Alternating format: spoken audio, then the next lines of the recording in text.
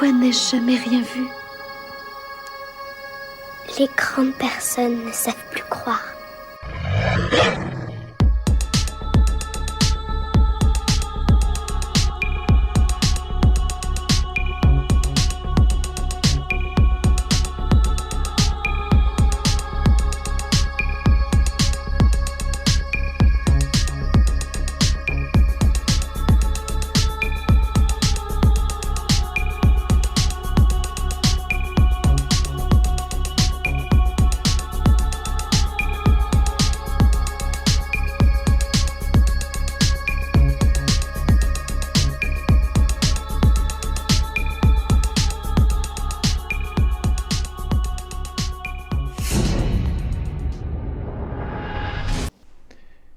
Bonsoir Alex, Bonsoir. comment ça va? Ça peut aller. Ouais. Ouais. Alors Alex, Oui. gros témoignage qui va se faire en, j'ai envie de dire en trois parties, hein, parce qu'il y a l'entrée, le plat et le dessert. On peut dire ça Et comme ça. pour commencer, je vais te laisser te présenter et ensuite te lancer sur toute ton histoire. Alors, la présentation va être assez courte. Moi, c'est Alex, Alexandre. Voilà, je suis né au milieu des années 70. Et il m'est arrivé quelque chose d'absolument improbable. Une histoire labyrinthique au début des années 90, en l'occurrence au mois de juin 90 pour être précis. C'est le cas de le dire. Et du coup, écoute, sans plus attendre, je te laisse te lancer. Alors, tout commence une nuit. Je devais faire une sortie en mer, parce qu'on est une famille de marins-pêcheurs de père en fils. Voilà, je mets un peu le tableau en visuel. Et en l'occurrence, on avait prévu d'aller faire une sortie en mer au large de Jersey avec des amis. Alors, moi, j'habite à l'époque dans un endroit qui est proche d'un grand marais où les chasseurs vont chasser le gibier d'eau. Voilà, c'est un grand marais, c'est pas un marécage, quoi. C'est une baie, quoi. On va quand même la citer, hein, c'était la baie de la Sienne, pour ceux qui connaissent. Et j'habite dans un mobil-home. C'est plutôt une grande caravane, plus qu'un mobil-home. Et juste à côté de mon mobil-home, il y a le mobil-home de ma mère, de mon père et de mon jeune frère. En l'occurrence, la nuit, vers 3h30 du matin, j'attendais la visite d'un ami qui devait venir me réveiller, parce qu'on partait très très tôt pour la sortie en mer. Et cet ami, il n'est pas venu. Voilà, je me suis quand même réveillé, parce que j'avais pas de réveil, pas de téléphone portable à l'époque, etc. Donc il m'avait proposé, comme j'étais un peu fatigué la semaine en question, de venir me réveiller. Bon, je le vois pas arriver, je dis c'est bizarre, parce que c'est quelqu'un de ponctuel. Bon, alors je prépare mes affaires, je prends mon sac, vareuse, bonnet, l'équipement pour partir en mer, et puis je décide de partir à pied, comme c'était prévu, à la base, jusqu'au terrain de mon père, où il a son matériel de pêche, les bateaux, les tracteurs, enfin, le matériel de pêche en général. Et c'est situé environ à 2 km, 2 km 5 de là où on habite en fait. Alors arrivé sur place, je vois mon père, je vois son ami mon père, qui est constructeur naval à l'époque, très connu dans les îles de Chausey en l'occurrence. Et il y a mon ami qui est là. Ah, On va l'appeler William. d'accord. Les noms vont être fictifs, mais... Donc William est finalement parti sans toi, en gros. Alors, il est passé chez moi. Il va me le dire dans la foulée. D'ailleurs, je le vois, on se serre la main, tout ce qu'il y a de plus classique.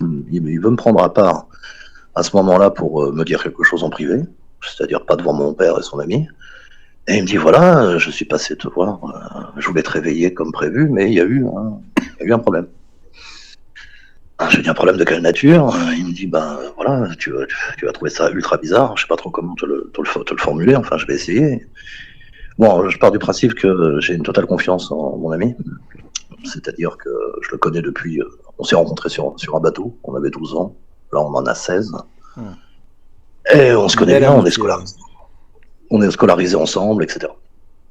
Et c'est pas du tout un petit plaisantin.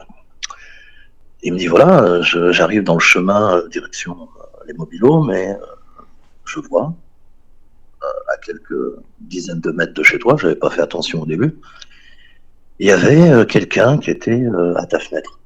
Alors en fait, voilà, il y a des fenêtres sur le mobil-home, sur le flanc, et il y a la fenêtre de ma chambre. Et cette fenêtre de la chambre en question, il y a une sorte de volet en bois qui coulisse de gauche à droite. Donc moi c'est fermé, je vois rien de ce qui se passe à l'extérieur. Et il me dit voilà, il y avait quelqu'un à ta fenêtre. Alors je lui dis d'accord. Alors bon, sur le coup, rien de trop étrange parce que il y a quand même des vols qui sont commis dans la région. Il y a mon père qui s'était fait voler un moteur hors-bord sur son bateau. Il y avait une enquête, etc. Et il y avait d'autres vols qui avaient été commis. Et c'est là que ça prend une tournure inusitée, on va dire. Il commence à me dire que cette chose qui était de dos, apparemment, d'après ce qu'il a vu, qui était positionnée à ma fenêtre, s'est redressée. Et il a vu que c'était totalement anormal dans le sens où c'était très grand. Au niveau de la taille, ça dépassait la hauteur de mon mobil-home. Alors à savoir qu'un mobil-home, ça fait dans les 2,50 m de haut.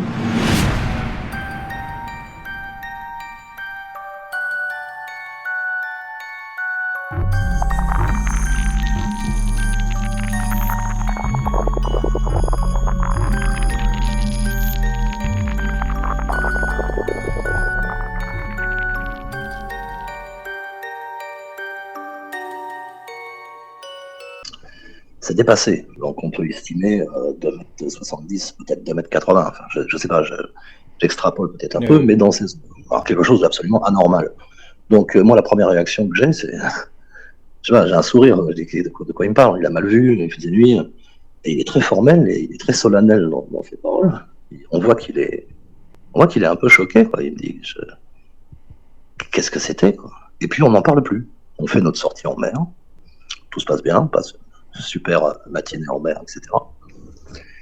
Et aux alentours du début d'après-midi, donc on rentre de la mer, on arrive à quai, et puis on décide, moi et William, d'aller boire un verre dans un bar pour... on a parlé peut-être une fois vite fait sur le bateau, comme ça, très rapidement de ce qu'il avait vu, mais on avait passé la journée à faire autre chose et à penser à autre chose.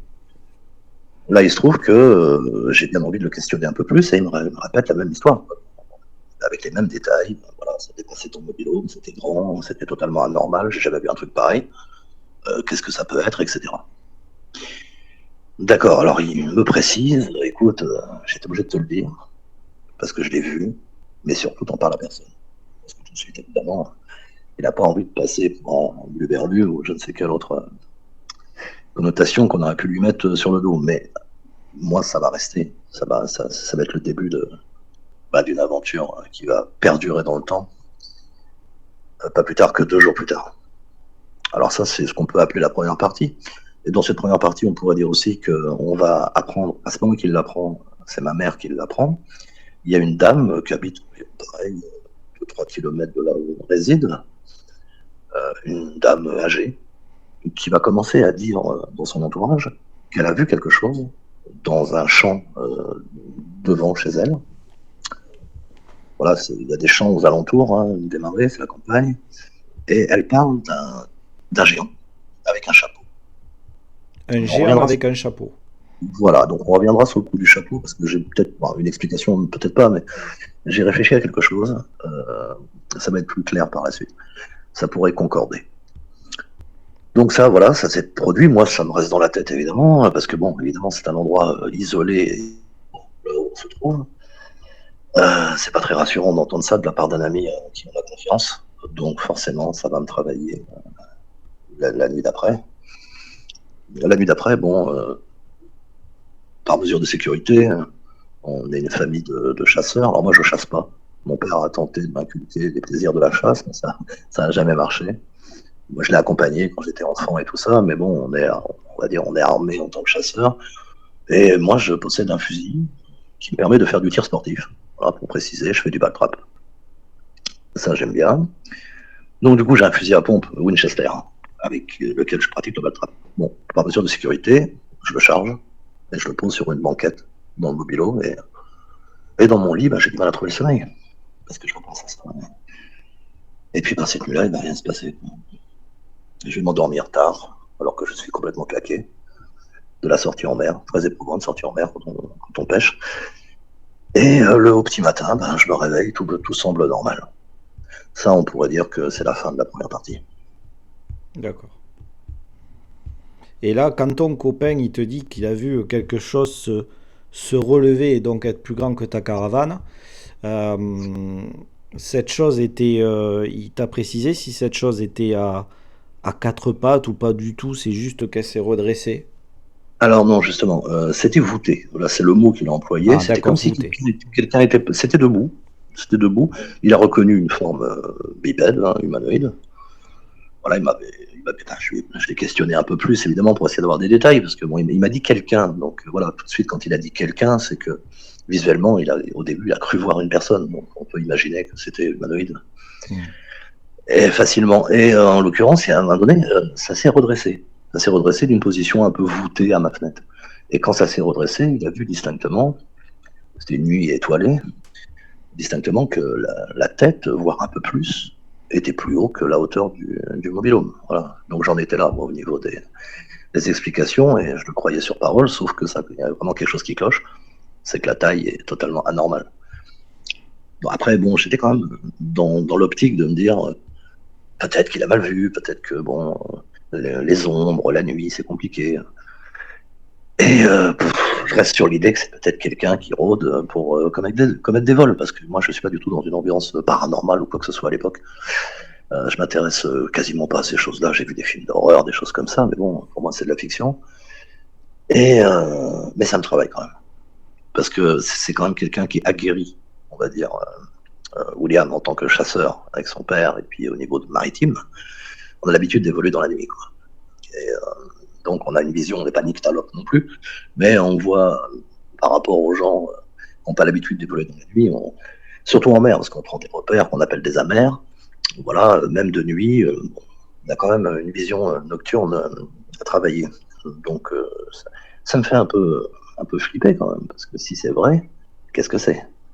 Donc il y a un côté captivant, il y a un côté de stress aussi, parce que comme il y a ma famille, il y a ma mère et mon jeune frère qui a 8 ans à l'époque, qui est dans le mobil-home à côté, mon père est quasiment jamais là, parce que la nuit il travaille. Et comme par hasard, entre parenthèses, ce jour-là il part en Irlande, avec des amis, faire du quad, etc., ces activités, la tournée des pubs, et j'en passe, et donc il se trouve qu'on va se retrouver seul. D'accord. Mon père sera. Donc en fait, Voilà. après cette première observation qu'a eu William, euh, toi tu te poses des questions, tu t'essayes de rationaliser, d'expliquer ces choses par le fait Ah, que c'est ça. mais peut-être c'est des gens qui viennent et qui essayent déjà d'avoir un aperçu pour savoir ce qu'ils vont voler plus tard. Et en même temps, il y a ce côté un peu mystérieux qui est là, qui est bien présent. Mais en même temps, ton papa, s'en va à ce moment-là, c'est bien ça? C'est exactement ça. Alors ça va plus loin que l'idée d'être intrigué. Ça va plus loin parce que, encore une fois, j'insiste sur le fait que j'ai totalement confiance en lui, Oui. sa capacité de voir dans la nuit, etc. S'il me dit textuellement que c'est plus haut que le mobil-home, c'est que je le crois, quoi. Donc c'est vraiment le truc qui cloche dans ma tête, quoi. Bon, pour continuer, le lendemain, bon, j'essaie de me dire est-ce que j'en parle à ma mère? Non, parce qu'effectivement, on va pas la paniquer pour pas grand-chose, enfin pour pas grand-chose, hein. Je m'imaginais pas lui dire que c'était plus haut que le mobil-home. Ces détails, je lui dis simplement qu'on devra être prudent parce qu'il y a des gens qui rôdent la nuit, donc les portes bien fermées à clé. Enfin, j'essaie de pas trop en parler en fait. J'ai vraiment envie d'en parler parce que ça me travaille, mais je sais très bien que ça va me porter préjudice si j'en parle. Donc je garde ça pour moi, plus ou moins. Je parle un peu de sécurité à ma mère en disant comme le père n'est pas là, on va faire attention. Donc on en est là. Et qu'est-ce qu'elle me dit? Elle me dit qu'il y a une dame, voilà, qui habite pas très loin de chez nous, et qui parle comme quoi elle aurait vu quelque chose. Donc, bon, tout de suite, voilà, je fais le rapprochement avec ce qu'a vu évidemment William. Ça fait bizarre d'entendre que ça continue, quoi. Parce que pour moi, éventuellement, plus rien, jamais n'allait se passer. Il a vu quelque chose de bizarre. Bon, je suis conscient qu'on peut voir des choses bizarres dans la vie. Hein. Je suis pas complètement inapte à comprendre qu'il y a des choses bizarres dans l'existence non plus. Mais bon, elle me dit voilà, la dame a vu quelque chose, on en a parlé à tout le monde. Alors bon, Encore une fois, il y a des gens qui vont en rire, il y a des gens qui vont se moquer, comme d'habitude. Et elle aurait vu un géant avec un chapeau. Donc ça a été l'information que ma mère me donne à cet instant-là. Donc automatiquement, je fais le rapprochement avec ce personnage qui était à ma fenêtre. Géant, un chapeau ou pas chapeau. Voilà, donc j'en suis là et ça m'intrigue 2 fois plus. Je me dis, c'est pas possible, il y a quelque chose qui traîne. Il y a un grand type qui traîne ou autre chose. Ouais, un très grand type. Bah, un truc, c'est ça qui colle pas, quoi. Il aurait été très grand, genre 2,20 m. Bon, il y a des gens qui sont grands, mais encore, il n'y a pas trop de basketteurs qui traînent dans le secteur non plus. Mais non, ça colle pas. Et ça va commencer à m'intriguer profondément. Ce qui va se passer après, et ça va se passer très vite, parce que ça va se passer le jour d'après, ou plutôt la nuit d'après. Donc, on est vraiment au début de la deuxième partie, on va dire. Il se trouve que, la nuit tombe, je prends le repas du soir avec ma famille. Je garde le fusil chargé, j'ai toujours positionné comme ça à plat sur la banquette à l'intérieur du mobil-home. Et je finis par m'endormir, quoi. Il est 1h30 du matin, quelque chose comme ça. Et à ce moment-là, ça frappe à ma fenêtre, du côté du fameux volet glissant dont je parlais tout à l'heure.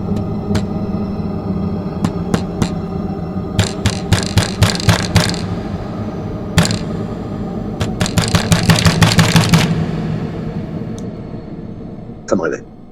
Mais aussitôt que ça me réveille, j'entends la voix de ma mère qui me dit viens s'il te plaît. Je la sens paniquer. Bon. Là, ça commence à faire beaucoup. Bon, tout de suite, il y a des gens qui traînent, quoi. C'est toujours ça revient à ce moment-là dans ma tête.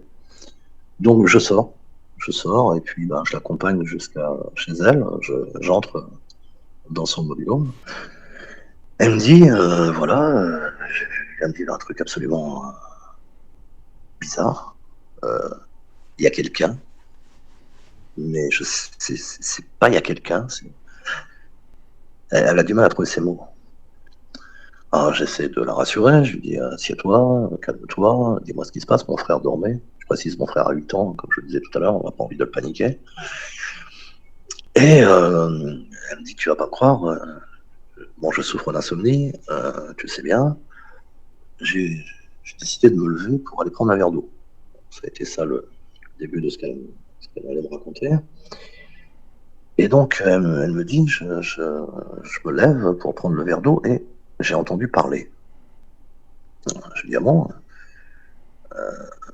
tout de suite, j'avais oublié de fermer la porte de l'intérieur, je la ferme à clé. Je dis, bon, t'as entendu parler où? Elle me dit, à la fenêtre de ma chambre. Bon. Mais je lui ai dit, ça a dit quoi? Ça a parlé comme dans un tube. Ça a été ses propres termes. Comme si on avait parlé dans un tube.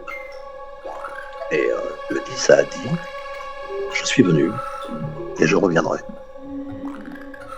Donc ça veut dire que quand même elle a bien entendu les paroles. Oui, distinctement. Alors, c'était pas totalement la phrase exacte, parce que le problème c'est qu'il y a eu 2 mots qui ont été prononcés, qu'elle a entendu distinctement, parce que je lui ai demandé qu'elle m'écrive la phrase sur un papier avec un crayon. Et du coup, elle m'écrit je suis venu et je reviendrai. Et avant, il y a 2 mots. Le problème, c'est que ces 2 mots, j'ai pas trop envie de les communiquer parce que il y a 2 mots avant. Le problème de ces 2 mots, en fait, c'est que comme les informations vont finir par fuiter dans le voisinage, les jeunes, qui après, on verra, vont être en mal de sensations en apprenant ces histoires, vont former des groupes dans la nuit pour aller se faire peur. Et ils vont utiliser ces 2 mots qui vont circuler malheureusement. Et ça va être le nom de la chose qui traîne. Donc, j'ai pas trop envie de prononcer ces 2 mots. D'accord. Parce qu'on va tout de suite l'histoire. Après, peut-être qu'on reconnaîtra ma voix si ces gens-là entendent la vidéo, mais bon, peu importe. Donc, la phrase, oui, je suis venu, je reviendrai. Bon, moi, sur le coup, je suis complètement halluciné, quoi. Qu'est-ce que c'est? Qu'est-ce qu'elle me dit? Je fais le rapprochement avec tout ce qui se passe. Après, il se passe pas non plus énormément de choses jusque-là. Mais quand même, ça commence à faire beaucoup, et je vois bien qu'elle est pas dans son état normal, elle est paniquée, quoi.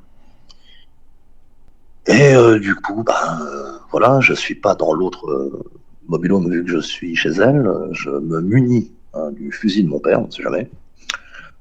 L'idée, c'est de tirer en l'air pour faire fuir le danger s'il y en a un. C'est pas dans l'idée de faire le cow-boy ou quoi que ce soit. Mais dans l'idée d'être rassuré, on est quand même dans un endroit très isolé. J'arme le fusil de mon père, ça rassure un peu ma mère d'ailleurs, et je le positionne aussi sur une des banquettes à l'arrière dans son mobil-home. Seulement, il va se passer quelque chose. C'est à partir de là que vraiment, je me suis retrouvé dans un état. Voilà, j'étais dans l'expectative à partir de ce moment-là. J'étais vraiment. J'ai perdu pied par rapport à cette histoire, ça s'est passé très vite. Je sais que j'ai réchauffé du café pour qu'on puisse prendre un café et en discuter mieux pour voir ce qui s'était passé, s'il y avait plus de détails, si elle pouvait me dire autre chose, si elle avait entendu des bruits. Pas de bruit apparemment, à part cette phrase. Et comme elle le disait, comme elle le formulait, comme si que cette phrase sortait d'un tube. Donc ça c'est quand même un détail intéressant. Et on entend du bruit. Mais quand je dis du bruit, c'est un vacarme monstrueux.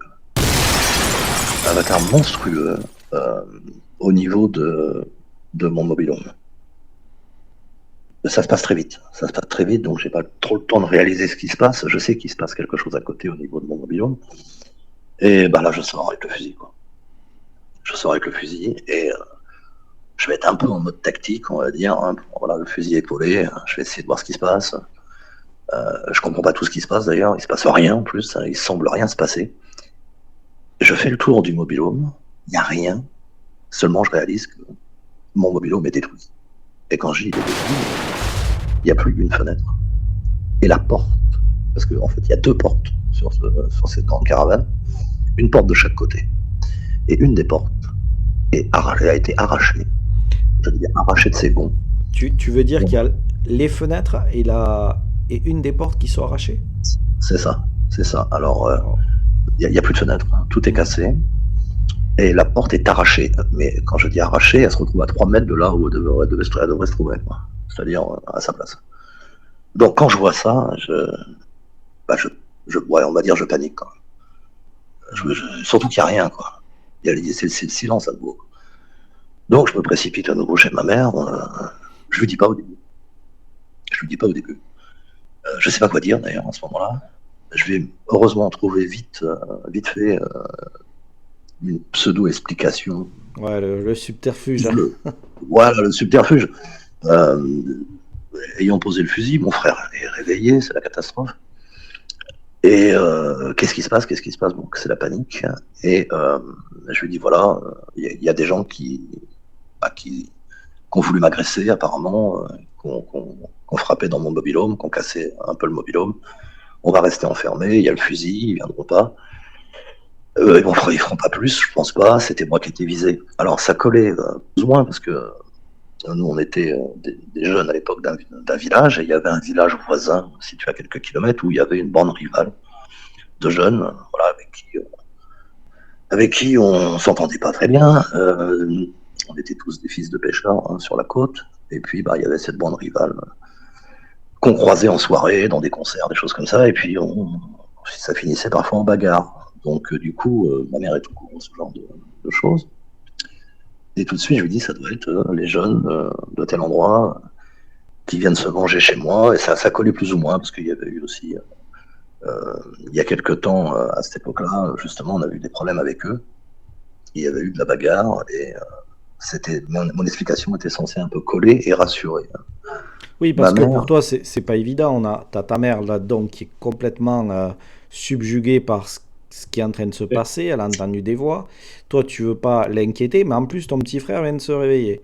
Ouais, ça doit pas être évident du tout. J'essaie vraiment d'assurer au maximum pour les calmer, et puis pour essayer de faire en sorte que la situation s'apaise à l'intérieur du mobil-home, parce que là on est confiné, je suis armé, ça a fait un boucan de tous les diables, ma mère entend des voix juste avant, donc ça commence à faire beaucoup dans le contexte du moment. À partir de là, on va allumer des bougies, parce qu'il y avait une pile électrique au tout début qui nous servait d'éclairage, parce qu'à la base, on a un groupe électrogène qui fonctionne à l'extérieur, mais à cette heure de la nuit, il est coupé, quoi. Et donc, on met des bougies, etc. Et puis, mon frère, c'est un petit malin. Mon frère, il a 8 ans, mais il fait déjà du grec et du latin. Ah, il en peut plus, il compte comme une calculatrice, donc lui faire un subterfuge, c'est un peu difficile.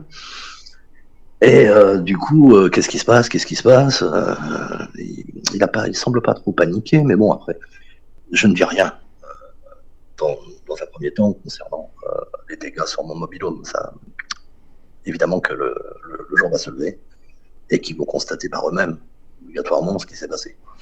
Donc, je retourne une deuxième fois dehors, vers environ 1 heure après, pour refaire un tour armé. Et puis, je prends la porte. De la caravane et je la mets sous la caravane, pour pas qu'elle traîne, quoi. Et je vais dormir cette nuit-là chez ma mère. Voilà. Donc le matin, elle va se lever. Automatiquement, ma mère, qu'est-ce qu'elle va faire? Elle va voir absolument les dégâts. Et là, en constatant les dégâts, les fenêtres sont cassées, certes, mais il y a un truc qui colle pas, c'est la porte, quoi. Comment arracher une porte comme ça, à part peut-être utiliser un véhicule, tracter la porte avec un câble, ça colle pas du tout. Donc là, grosse interrogation de la part de ma mère, de moi-même, de mon frère. Et là, je décide de dire à ma mère, ça serait bien si tu contactais une amie pour aller dormir chez elle. Parce que là, on n'est pas en sécurité. Et ma mère me dit cette chose absolument logique. Elle me dit, je pense pas que ce soit les jeunes. Parce qu'ils savent pas Ça que n'a ton pas père... marché. Non, ça va marcher. Peut-être dans l'instant un peu, mais bon, le matin, ça marche. Ça a été le pansement. Ouais, c'est ça. C'est pas les jeunes. Dans le sens où ils savent pas que ton père est parti en Irlande. Et mon père a une réputation, c'est pas étiré en l'air. Voilà. Donc, après, il le ferait pas vraiment, mais bon, il aime bien cette réputation de si vous venez nous emmerder, vous êtes mal. Donc, considéré comme un des grands marins de son époque dans la région, biker, joueur de poker, enfin, voilà. Il a une réputation à tenir, et les jeunes auraient trop peur, selon ma mère, de venir traîner la nuit pour faire des dégradations. C'est vrai que ça tient la route. Donc, elle n'est pas rassurée. Et elle décide de m'écouter en allant passer quelques jours, le temps que mon père rentre d'Irlande, chez une amie à elle. Donc à partir de là, elle va y aller le même jour. Et moi, je décide de contacter mon ami, Liam, toujours le même, pour déjà lui expliquer ce qui s'est passé. Et deuxièmement, voir s'il peut pas me squatter, comme on disait à l'époque, ça se dit encore, je crois, quelques temps, parce que me retrouver tout seul sur place, je suis pas très chaud quand même. Ouais. Voilà. Non.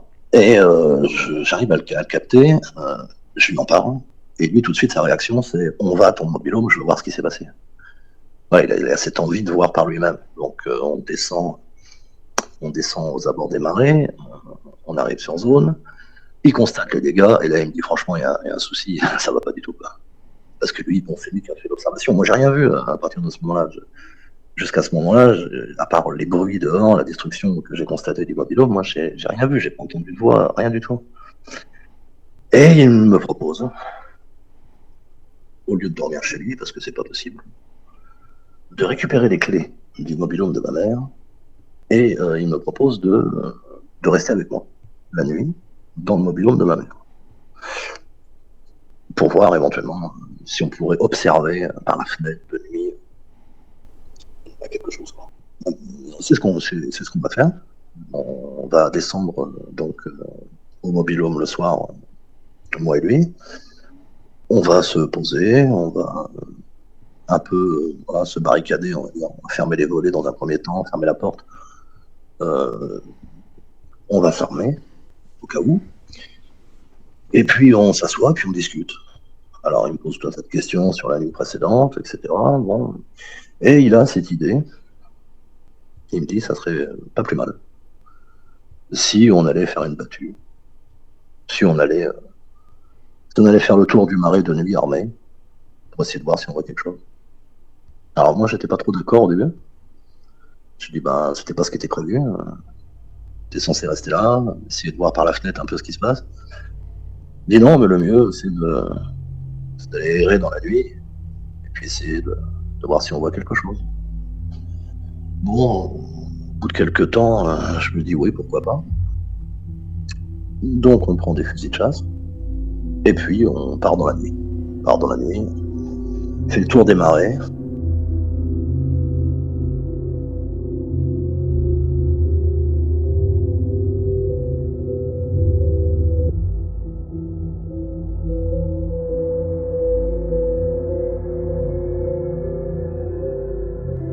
On passe par la campagne, bon, on évite les chemins parce que bon, il y a les douanes qui traînent. Se faire serrer avec des armes à feu, on est mineurs, on se fait assassiner par les parents, si tu vois ce que je veux dire, qui sont pas au courant. Donc on est très prudent, on passe par les champs.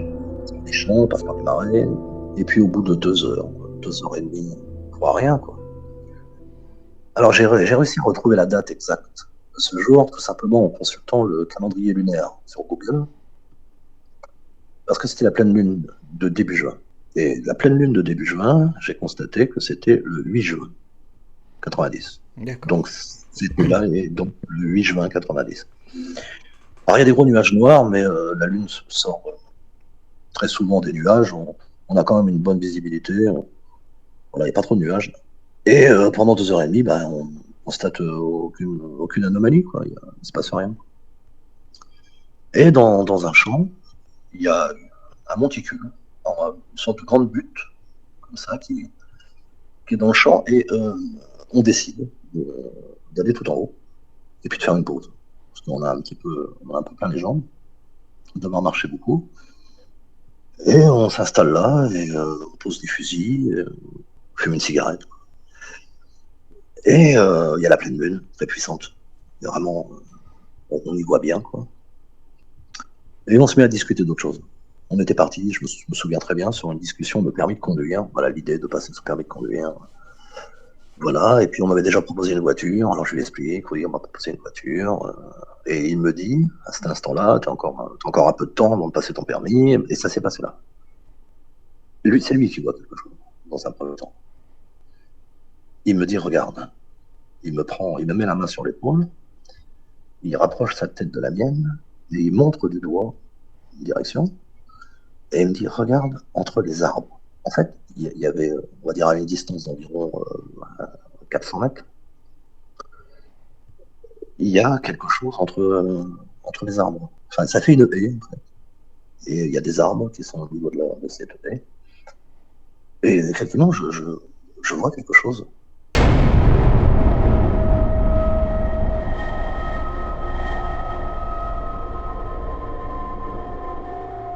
Entre les arbres. Il y a quelque chose qui colle pas. C'est pas un arbre, quelque chose de grand. Donc je lui dis concrètement, on se fait peut-être des idées. On est quand même censé chercher quelque chose de grand. Enfin, on va se rapprocher quand même. Et en fait, on passe un peu en mode furtif. On y va accroupi dans un premier temps avec les fusils. On arrive. On va pas direction la chose. On essaie de contourner un peu et essayer de longer la haie, mais d'assez loin quand même.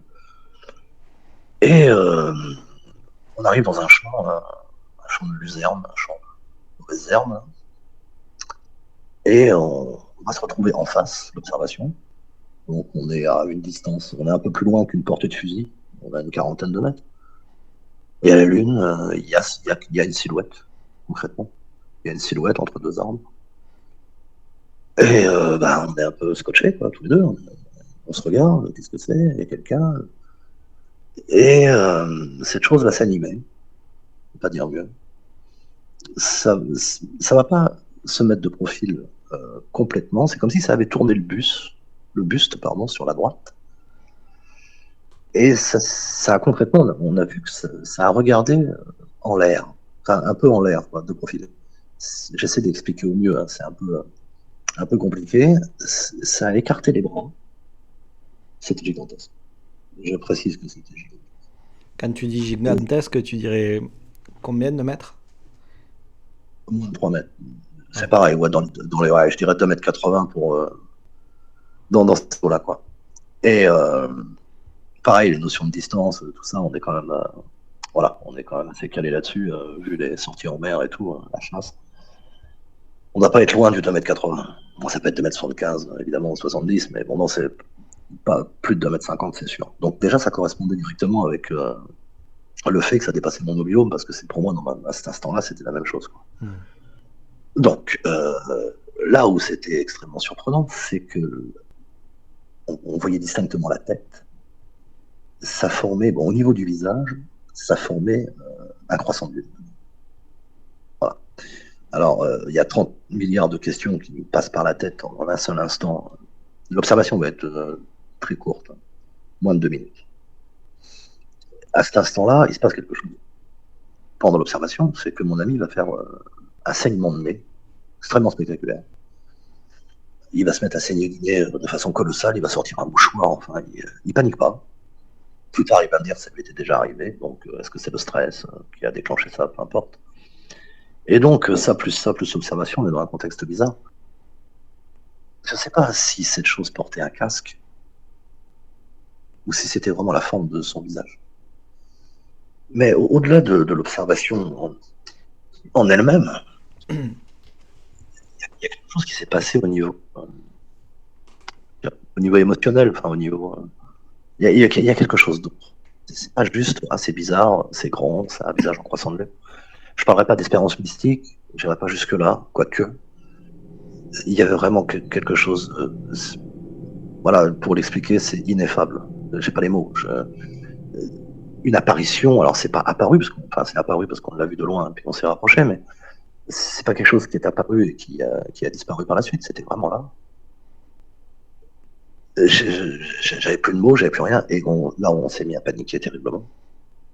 On a réussi à se lever et à s'enfuir. Ouais, donc ça veut dire qu'en fait, vous n'avez pas tiré, Ah non, vous vous êtes enfui. Ouais. non, de toute façon, par la suite, il y a plein d'impressions qui vont me venir. Ce que j'avais dans les mains, quoi, le fusil de chasse, c'était hors sujet, quoi. C'était hors sujet. C'est pas comme si on voyait un animal bizarre, une sorte de cryptide dans la nuit, qu'on sent en danger, qu'on a envie de tirer pour se protéger. C'était vraiment... il y avait quelque chose d'évanescent, il y avait quelque chose de particulier. C'était presque onirique, mais à la fois horrifique. C'était vraiment, vraiment bizarre. Comme une sorte de capsule dans le temps, quoi.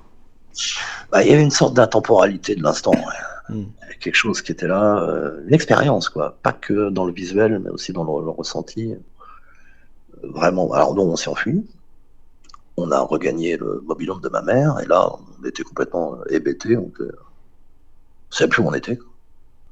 Tu le vois noir, tu la vois noir, cette silhouette. Alors, c'est ça, c'est une silhouette, hein, c'est une silhouette noire. Et on voit des détails. Alors, on voit quand même des détails quand il bouge. De face, on a l'impression qu'il y a quelqu'un de très grand qui est debout, quoi, entre deux arbres. Mais quand il se tourne, alors moi je pense, d'après mes souvenirs, d'après ce que j'ai vu, que ça s'est pas complètement tourné, comme je le disais précédemment. C'est comme si ça avait tourné le buste vers la droite, en écartant un peu les bras, et ça avait regardé en l'air. Bon, je dirais pas que ça a regardé la lune, mais c'était dans cette direction-là. Et voilà, ce grand croissant à la place du visage, c'est absolument incroyable, quoi. Et quand on est rentré au mobil-home, concrètement, on parlait pas, quoi. On était dans le mutisme. On se regardait. On s'est peut-être regardé pendant 5 minutes. Allumé une cigarette, j'ai fait du café. J'étais pas... j'étais plus paniqué. J'ai paniqué, donc je me suis enfui, et lui aussi a paniqué. Mais arrivé dans le mobil-home, il y a une sorte de pression qui était redescendue. Et je lui ai dit, c'est moi qui ai parlé en premier, je lui ai dit, t'as vu quoi? Et il me décrit exactement ce que j'ai vu aussi. Et sur le coup, il me dit, non, dis d'abord. Je dis, non, dis d'abord ce que t'as vu. Et il décide de me dire ce qu'il a vu. Moi, je lui dis, je confirme que c'est exactement ce que j'ai vu aussi. Et là, la première chose qui va lui passer à travers la tête, c'est on n'a rien vu. C'est ça qu'il me dit. Il me dit, j'étais pas là, j'ai pas vu ça, n'en parle à personne. Ouais, il veut déjà se... Ouais. Dédouaner, là. Voilà, il a pas envie de passer pour un olibrius de service. Il sait très bien que c'est dangereux, ce genre d'histoire. Quand ça finit par se savoir, surtout le contexte de l'époque. Contexte de marin-pêcheur, chasseur, machin, la famille de mon père, la sienne. Voilà, c'est vite fait qu'on passe pour des tarés, on va le dire concrètement. Ouais, des gens bien ancrés sur Terre, quoi. Voilà, des gens terre à terre, bon, pas de souci. C'est trop extrême comme, comme histoire pour en parler, quoi. Mais bon, ben, on dort pas de la nuit. C'est impossible. On va en parler toute la nuit. On tourne en rond dans la discussion parce qu'on sait pas trop quoi dire d'autre. Et le matin, on se lève. Moi, c'est hors de question que je reste ici. Donc, je lui redemande une deuxième fois si c'est possible que éventuellement je peux squatter un peu sa chambre. Il dit avec mes parents, c'est pas possible. Bon, ils te connaissent bien, mais bon, après, voilà, ils vont pas être d'accord. Et donc, je décide de contacter d'autres amis pour voir si c'est possible chez eux. Et quelqu'un qu'on va appeler Yannick. Donc, il accepte. Il me demande pourquoi. Je lui sors l'explication toute faite. Les jeunes que tu connais, ils ont défoncé mon mobil-home, voilà. Ouais. J'ai été obligé d'inventer un truc. Ah bon, ils t'ont agressé, etc. J'ai dit oui, enfin, ils sont venus dans la nuit, ils ont tapé avec des barres de fer, ils ont cassé mes fenêtres et tout. C'est l'histoire, enfin, ça, voilà. Seulement, il y a un problème. Il y a un problème, c'est que ma mère, elle va parler de la voix qu'elle a entendue à la fenêtre. Elle va parler de la destruction de mon mobil-home à son ami chez qui elle dort. Sauf que l'ami en question, elle n'est pas très. Ah, elle va tout Pas très... balancer. Elle a tout balancé à une personne, ça a fait le téléphone arabe. Personne, 2 personnes, 3 personnes. Bon. Seulement, moi, je suis dans l'idée, je parle absolument pas de ce que j'ai vu, quoi. Absolument pas. Et puis, à un moment donné, ben, je sais pas, c'est en moi, faut que ça sorte, quoi. Je sais pas, faut que ça sorte. C'est très drôle parce qu'à un moment donné, je suis retourné 2 jours. 2-3 jours après, je suis retourné dans les marais 2 jours. Et je suis allé entre les 2 arbres 2 jours pour voir s'il n'y avait pas des traces ou s'il n'y avait pas de. Bon, il n'y avait rien. Il n'y avait rien. Bon, c'était un peu écrasé l'herbe. Mais bon, ça peut être tout et n'importe quoi. À partir de là, je parlais seul. Je me souviens très bien, je parlais seul. Je parlais de l'histoire. Parce que je voulais que ça sorte. Alors, je voulais en parler à quelqu'un. J'essayais de trouver quelqu'un de confiance.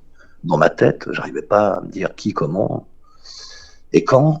Et donc, je fais une sorte de monologue dans le vide pour essayer de faire sortir ça parce que c'était trop, quoi. C'était à l'intérieur, il fallait que ça sorte. Oui, puis ça fait beaucoup de choses en quelques jours quand même. Ben, tout ça se passe en 3-4 jours, 3 jours. Ouais, c'est beaucoup quand même. Donc, ouais, c'est beaucoup. C'est beaucoup. Et puis, bah, ouais, je suis perdu, quoi. Et donc, finalement, je décide malheureusement à en parler à ma petite amie de l'époque. Voilà. Donc, ma petite amie de l'époque, on se voit peu. C'est un choix. On se voit 2 fois par semaine. Voilà. Je la vois. On l'appelle Nathalie. Et je lui en parle. Alors, je lui parle pas au début de l'observation du marais. Je commence avec le début, quoi. Elle me demande c'est qui ton ami, forcément, tout de suite, qui a vu la chose à ta fenêtre le soir, la sortie en mer. Je veux pas lui dire, elle est pas contente. Et puis, bah, je balance tout parce que j'ai envie. Et puis, j'ai confiance en elle quelque part parce que elle traîne pas avec les jeunes avec qui je traîne de toute façon. Donc, c'est assez safe, quoi. T'as besoin de vider ton sac. Ouais, j'ai besoin d'en parler à quelqu'un. Puis bon, à la limite, je dis j'aurais dû penser à elle avant. Je pense que ça va être cool. Elle va m'écouter. Alors, bon, déjà, elle se moque pas. Elle trouve ça absolument bizarre, quoi, évidemment, étrange, tout ce que l'on veut. Alors, elle est un petit peu dans le délire. Je tire le tarot, je fais du pendule. Donc, tout de suite, moi, tout ça, ça m'avait parlé. Je me dis peut-être que. Mais non, en fait. C'est-à-dire qu'à un moment donné, c'est trop. On est loin du pendule et des tarots, là. Et de l'astrologie. On est vraiment sur elle se demande si elle me demande si je me drogue, déjà. Ben, je dis non, je me drogue pas. C'est pas normal. Et je lui dis, j'étais pas tout seul. Il y a un deuxième témoin. Parce qu'au début, je voulais pas dire qu'il y avait un deuxième témoin. Mais alors, de fil en aiguille, bah, tout ça, ça va finir par se savoir. Voilà le problème. Ça va finir par se savoir, et là, ben, je vais être victime de tout ce qu'on peut imaginer comme moquerie. Je vais passer pour un mythomane. Et mon ami William, lui, que nenni, hein. Il veut absolument pas confirmer mes dires, ce qui me... Voilà, parce que là, ça deviendrait plus consistant. Il y a 2 témoins, en plus ils connaissent bien William, ils me connaissent bien moi, donc essayer de moi discréditer, enfin... Non, je lui en parle, il dit non, non, non. Et puis, à un moment donné, c'est trop. C'est trop pour lui. Il voit que je passe vraiment... Moi, j'ai tellement peur que mon père entende ces histoires-là que je sais plus comment faire. Ouais. Il rentre. Bah oui, parce que alors là, c'est plus possible. Donc, mon père rentre d'Irlande. Et rentre d'Irlande, et je lui dis, bon, bah, ça lui est tombé dans l'oreille. Hein. Comme quoi, je vois des monstres dans les marais. Je trouvais ça bizarre. Ça veut dire que là, tout le monde est au courant que, en tout cas, En quelques jours, parce que mon père est parti, quoi, peut-être 10 jours. Donc, t'as eu des donc, problèmes une par semaine. rapport à ça ou... Oui, oui, c'est pour ça que je reste un peu anonyme, un minimum. Voilà. Je sais pas. Ça fait 33 ans, pourtant. Ça fait 33 ans, mais si on descend à l'endroit où ça s'est passé et qu'on interroge les jeunes de l'époque qui sont plus jeunes aujourd'hui, qui sont comme moi, qui vont avoir 50 ans, cette histoire, ils s'en rappellent très bien. Ils s'en rappellent très bien, comme si c'était hier. Et du coup, voilà, bah, j'appréhende un peu, c'est pas par rapport à cette histoire de trop, parce que bon, je peux très bien dire à mon père, il raconte n'importe quoi sur moi pour se moquer de moi, j'ai jamais vu ça, je peux nier, quoi. Seulement, il y a un truc que je peux pas nier, c'est les dégâts de mon mobil-home. Et là, comment lui expliquer, quoi? Donc, du coup, je vois mon père, il constate les dégâts, il me dit qu'est-ce qui s'est passé. Je lui dis voilà, on s'est fait agresser de nuit. Il me dit non, j'y crois pas. Bah, pour lui, on s'est pas fait agresser. Ouais. Il dit non, pour moi, c'est très simple. T'as fait la fête avec tes amis dans ton mobil-home, à écouter ta musique de sauvage. On est tous des métalleux, on écoute des métals. Et du coup, plusieurs fois, ça lui est arrivé de sortir là, un peu le soir et puis de frapper à mon mobil-home pour dire calmez-vous les jeunes. Voilà, c'est cette ambiance-là. Donc à partir de là, il se trouve que pour lui, j'ai fait la fête avec mes amis, on a trop bu et j'ai défoncé le mobil-home quasiment moi-même, quoi. Ouais. Donc j'en prends plein la gueule, voilà, pour parler vulgairement. Voilà. Et je rentre pas dans son jeu. Je lui dis c'est pas moi. Donc comme je veux pas, je veux lui tenir tête. Bah on s'embrouille parce qu'on est très proches à la base. Alors ça m'embête plus qu'autre chose. Voilà. Et il finit par entendre parler des histoires, voilà, qui circulent, comme quoi il entend parler d'un grand personnage qui se balade dans les marais. Enfin bon, lui ça le fait Ouais, rire enfin, évidemment. il prend connaissance que d'autres personnes auront aperçu des choses bizarres, pas que toi. Oui, c'est ça, c'est-à-dire qu'il entend parler de la vieille dame, parce qu'en fait c'est un village où il se passe rien jamais, à cette époque-là, en tout cas. Parce que c'est pas toujours le cas, je vais l'apprendre par la suite, que dans le passé il y a eu des choses. Mais là, bon, bah, voilà, les gens sont pas dans cette ambiance-là, quoi. D'un seul coup, il y a quelque chose qui se passe, et puis bah, tout vient de moi. C'est moi qui veux créer de l'ambiance, c'est moi qui veux apporter du mystère. J'ai tout entendu. Que j'étais un jeune qui buvait trop d'alcool, qui prenait de la drogue. J'ai tout entendu. Donc, bon, bref. Du coup, bah, c'est pas valorisant, déjà, d'une part. Et puis, bah, ça saoule ma mère, ça saoule mon père, ça joue sur ma réputation. Il faut savoir qu'à ce moment-là de ma vie, j'ai quitté l'école à 16 ans. Voilà, j'ai quitté en 3e, j'allais faire une école de pêche, voilà, pour devenir marin comme mon père. Et en l'occurrence, ça va pas se faire d'ailleurs. Ça va pas se faire. Et à partir de ce moment-là, pendant quelques temps, il se passe plus rien. Avec mon père, on répare mon mobil-home. Ça prend du temps. On achète du contreplaqué marine. On en fait un bunker. Hein, j'ai plus de fenêtres, mais il y a du contreplaqué contre les vitres. Il y a un grand morceau de contreplaqué à la place de la porte qui est condamné. Bon, du coup celle-ci. Mais il me reste une deuxième porte, vu qu'il y a 2 portes sur la caravane. À partir de là, je peux plus rien voir ce qui se passe à l'extérieur. Et puis le soir, c'est pareil. Je me dis, mon père, bon, il n'est pas rassuré, donc il décide de ne pas partir à la mer de nuit pendant un certain temps. Surtout que c'est en période d'été, l'été arrive, est arrivé d'ailleurs, et c'est pas la période de l'année où il travaille le plus. Donc, je suis rassuré finalement que mon père soit là. Et j'ai qu'une envie, c'est que mon père assiste à quelque chose à ce moment-là. Parce que là, du coup, je passerais moi pour un imbécile. Seulement, il se passe rien. Absolument rien. Du tout. C'est à ce moment-là que les jeunes vont former des groupes et aller se faire peur dans les marais, etc. Il y a deux groupes. Il y a un groupe qui aime bien, qui a envie de se faire peur. Et puis tu as un autre groupe de jeunes qui, eux, y vont armés quand même. Donc, finalement, ils y croient pas, mais on sait jamais. Ouais. Je vais même participer à un de ces groupes. Un jeune, on va appeler Fredo, il a une Mad Light, une grosse torche, et il l'avait plantée dans un champ, direction le ciel, allumé, bien sûr, pour créer un leurre. Je me souviens très bien de cette histoire. Tout le monde est armé. C'est absolument... c'est lunaire, quoi. Et pour lui, s'il y a quelque chose qui traîne, peut-être qu'il serait attiré par ce leurre, que ça approcherait. Moi, je trouve ça complètement stupide, déjà d'office.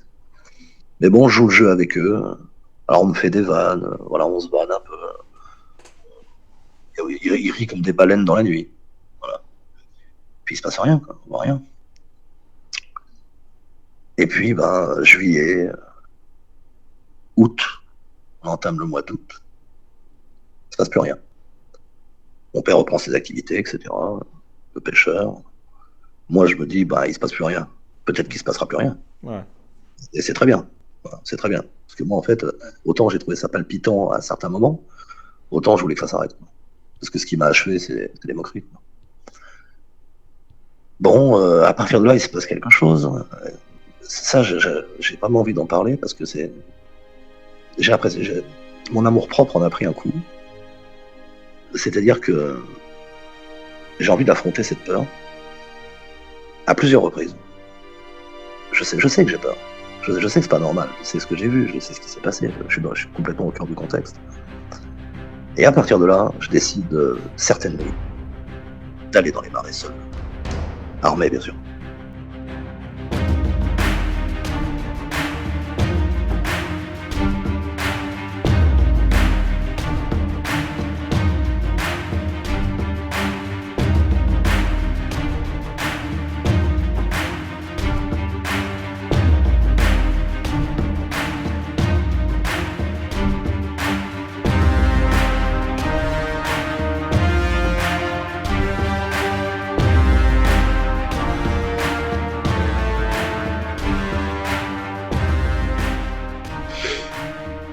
Et je vais rien voir. Et quand je rentre au mobil-home, j'ai toujours cette peur. Elle veut pas me quitter. J'essaie de lutter contre, mais il y a une appréhension vraiment profonde. Et puis là, il se passe plus rien. Il se passe plus rien jusque fin août. Fin août, on entend parler de quelque chose. Une dame qui habite dans des HLM. Alors là, c'est carrément aux abords du village, quoi. On est assez loin des marais. Une dame qu'on va appeler Monique, que ma mère connaît très bien. Ils ne sont pas super amis, mais en l'occurrence, ils se connaissent bien, ils prennent le café au bar. Voilà. Et elle a entendu évidemment parler de ces histoires. Elle en a ri également à une époque, au début, au milieu même, mais pas à la fin. Elle a vu quelque chose aussi. Elle raconte ce qu'elle a vu à ma mère. Sauf ce qu'elle a vu à ma mère, là, c'est complètement lunaire, quoi. Ma mère s'empresse de venir me voir à mon mobil-home le soir. Pour te le dire. Oui, c'est ça, évidemment. C'est la suite des événements. Donc. Et ça s'est passé du coup près de Monique, de chez cette dame. Voilà, c'est-à-dire qu'elle rentrait chez elle de nuit. Elle avait fait un peu une soirée, on va dire un repas, je sais pas trop quoi, un truc comme ça, avec des amis. Et elle rentrait chez elle, chez des HLM. Et aux abords des HLM, il y a une lignée de kyrielles de réverbères qui éclairent le sol de nuit. Il doit être dans les 2h du matin, dans les souvenirs. Et elle raconte à ma mère qu'elle a vu quelque chose. Alors, au début, ma mère m'a dit, ça m'a fait rire parce que c'était improbable. Mais j'ai pas ri longtemps, parce que c'est ce que nous, on a vécu. À ce moment-là, il faut savoir que je ne l'ai pas dit, mais j'ai tout expliqué à ma mère. Je ne sais pas si je l'ai dit. La créature avec le visage en croissant de lune.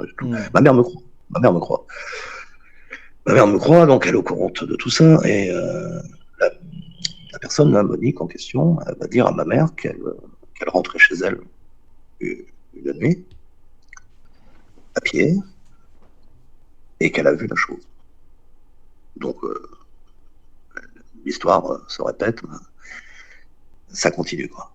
Alors qu'il s'est passé des semaines et des semaines sans qu'il se passe rien. Mais ce qu'elle va lui dire, ça change un peu de ce qu'on a l'habitude de voir ou de subir. Il y a un détail qui est complètement... Même moi, j'y crois pas du tout. Je lui dis, écoute, elle s'est moquée de toi. Elle s'est moquée de toi, c'est sûr. Et ma mère me dit non. Je voyais très bien qu'elle était morte de peur. Je dis, t'es sérieuse? Elle dit, oui, oui, oui. Elle a vraiment vu ce qu'elle a vu. Ça fait pas de doute. Elle est en panique générale. Alors, je lui dis, elle t'en a parlé à toi uniquement? Elle m'a dit, elle m'en a parlé à moi, elle m'en a parlé aussi à sa sœur. Elle n'a pas trop envie que ça s'ébruite, mais comme nous, on était au cœur de l'histoire, elle a cru bon de m'en parler, quoi, pour dire en fait, ton fils avait raison, il a vu quelque chose, j'ai vu quelque chose aussi. Et elle dit textuellement à ma mère, j'ai vu la chose, debout, sur un réverbère.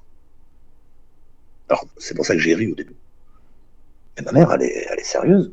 Elle me dit, non, non, non, elle était morte de peur. Elle m'a dit qu'elle a vu la chose debout. Debout sur le réverbère. Debout, au-dessus du réverbère. Oh. Alors, même moi, là, je me dis, qu'est-ce que c'est que ça, quoi, là, ça commence à partir un peu en sucette. Voilà.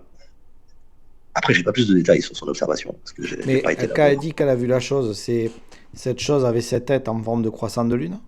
Alors, aucun détail, malheureusement. Malheureusement, elle a vu un être, c'est ce qu'elle a dit à ma mère, debout, un être super grand, qui était debout sur le réverbère. Le premier réverbère de la lignée des réverbères.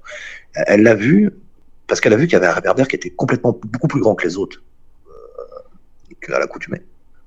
Elle comprenait pas, elle s'est approchée, elle a dit pourquoi il y a un plus grand réverbère d'un coup, et elle a vu la chose, alors à quelle distance, j'en sais rien. Bon, voilà ce que j'entends. Donc à partir de là, quoi penser? Moi je pense que c'est faux, mais ma mère elle insiste, elle dit non, non, je te jure, elle tremblait de peur. On sentait chez elle l'effroi. Elle a vu quelque chose. Mais après, c'est vrai que son témoignage est debout au-dessus d'un réverbère, ça paraît quand même très Et inédité. là, moi, la question qui me vient en tête, c'est que si cette chose fait plus de 2 mètres 50, donc c'est que ça doit être assez... Si c'est quelque Lourd. chose de palpable et de réel, c'est que ça doit être quelque chose quand même qui pèse son poids. Et je me dis, On si elle imagine. est sur un réverbère et qu'elle arrive à rester debout sans le faire plier, waouh, c'est qu'elle a un pouvoir sur l'attraction qui est... enfin, je sais pas, sur la physique qui est... parce que si le réverbère ne cède pas par rapport à son poids et sa taille, ouais, Exactement. Et tout ça, ça me traverse l'esprit, comme ça vient de te traverser l'esprit à l'instant où j'en parle. Tout ça, ça me traverse l'esprit. Je me dis, ça tient pas la route, c'est quand même bizarre. Et en tout cas, c'est ce qu'elle dit à ma mère à ce moment-là. Bon, alors il y a ça. Bon, plusieurs jours se passent à nouveau sans qu'il se passe rien. Et puis, les jeunes, ils se sont un petit peu calmés parce qu'ils vont pas avoir vent de cette observation, je pense. Elle n'a pas envie de passer pour une folle, elle en a parlé à ma mère et à sa sœur, peut-être à une autre personne, mais bon, c'est resté dans son cercle. Un soir, un autre ami, Christophe, pour pas le citer, je le croise dans le village, et puis je lui propose de venir chez moi, parce que la vie continue, hein. Il faut continuer à avoir des activités, à faire des choses. Je lui propose tout simplement de venir regarder un film. Voilà, chez moi. Donc, magnétoscope, j'ai beaucoup de VHS, faire une petite soirée quoi, avec un pote à regarder un film. Je me souviens du film d'ailleurs, c'était L'Homme de Hong Kong, avec Jimmy Wong, un film hongkongais.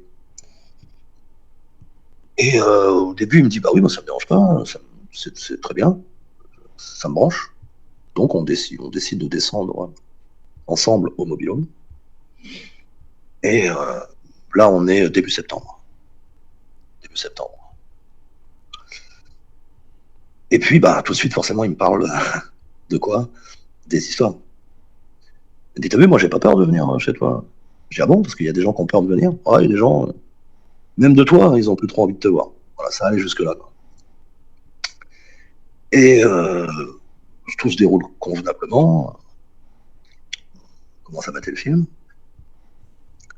Et au bout de 20 minutes, on démarre le film assez tard, hein, on doit être dans les 11 heures, aux alentours d'11 heures, 11h30. Et puis, voilà, on regarde le film tranquillement. Et là, ça frappe, mais d'une force, mais absolument incroyable, dans l'autre porte, celle qui n'est pas cassée. Un coup, la caravane a tremblé. Alors on s'est regardé, bon, un moment encore une fois de silence et de... Il se passe plus rien, et là il va se passer ceci. Alors je vais essayer de bien formuler ce qui s'est passé. À la place des vitres du mobil-home, on est d'accord, j'ai expliqué tout à l'heure, on a mis du contreplaqué pour boucher les fenêtres cassées. Il va y avoir un premier coup dans la fenêtre juste en face de moi. Puis aussitôt dans celle de gauche. En fait, ça va frapper dans chaque fenêtre, dans le sens inverse des aiguilles d'une montre. Ça va mettre un coup comme si on mettait un coup de poing, quelqu'un mettait un gros coup de poing dans chacune des fenêtres. Donc tout de suite, moi, bien sûr, tout de suite, la première chose qui me vient à l'esprit, c'est les effets liés aux événements. Puis d'un autre côté, comme il y a des gens qui savaient que j'étais descendu au mobil-home pour regarder un film avec Christophe, des gens viennent nous faire peur. Des gens viennent se foutre de nous. Oui. C'est toujours cette idée de rationaliser le truc. J'étais comme ça à l'époque. Seulement, à peine le temps de penser ça. Ça va continuer à frapper tout autour dans les fenêtres, mais de plus en plus vite. Ça va frapper tellement vite tout autour dans les fenêtres que ça va former un seul bruit. Et quand ça s'arrête, il y a quelque chose qui saute et qui tombe sur le toit. Un énorme bruit sur le toit du mobil.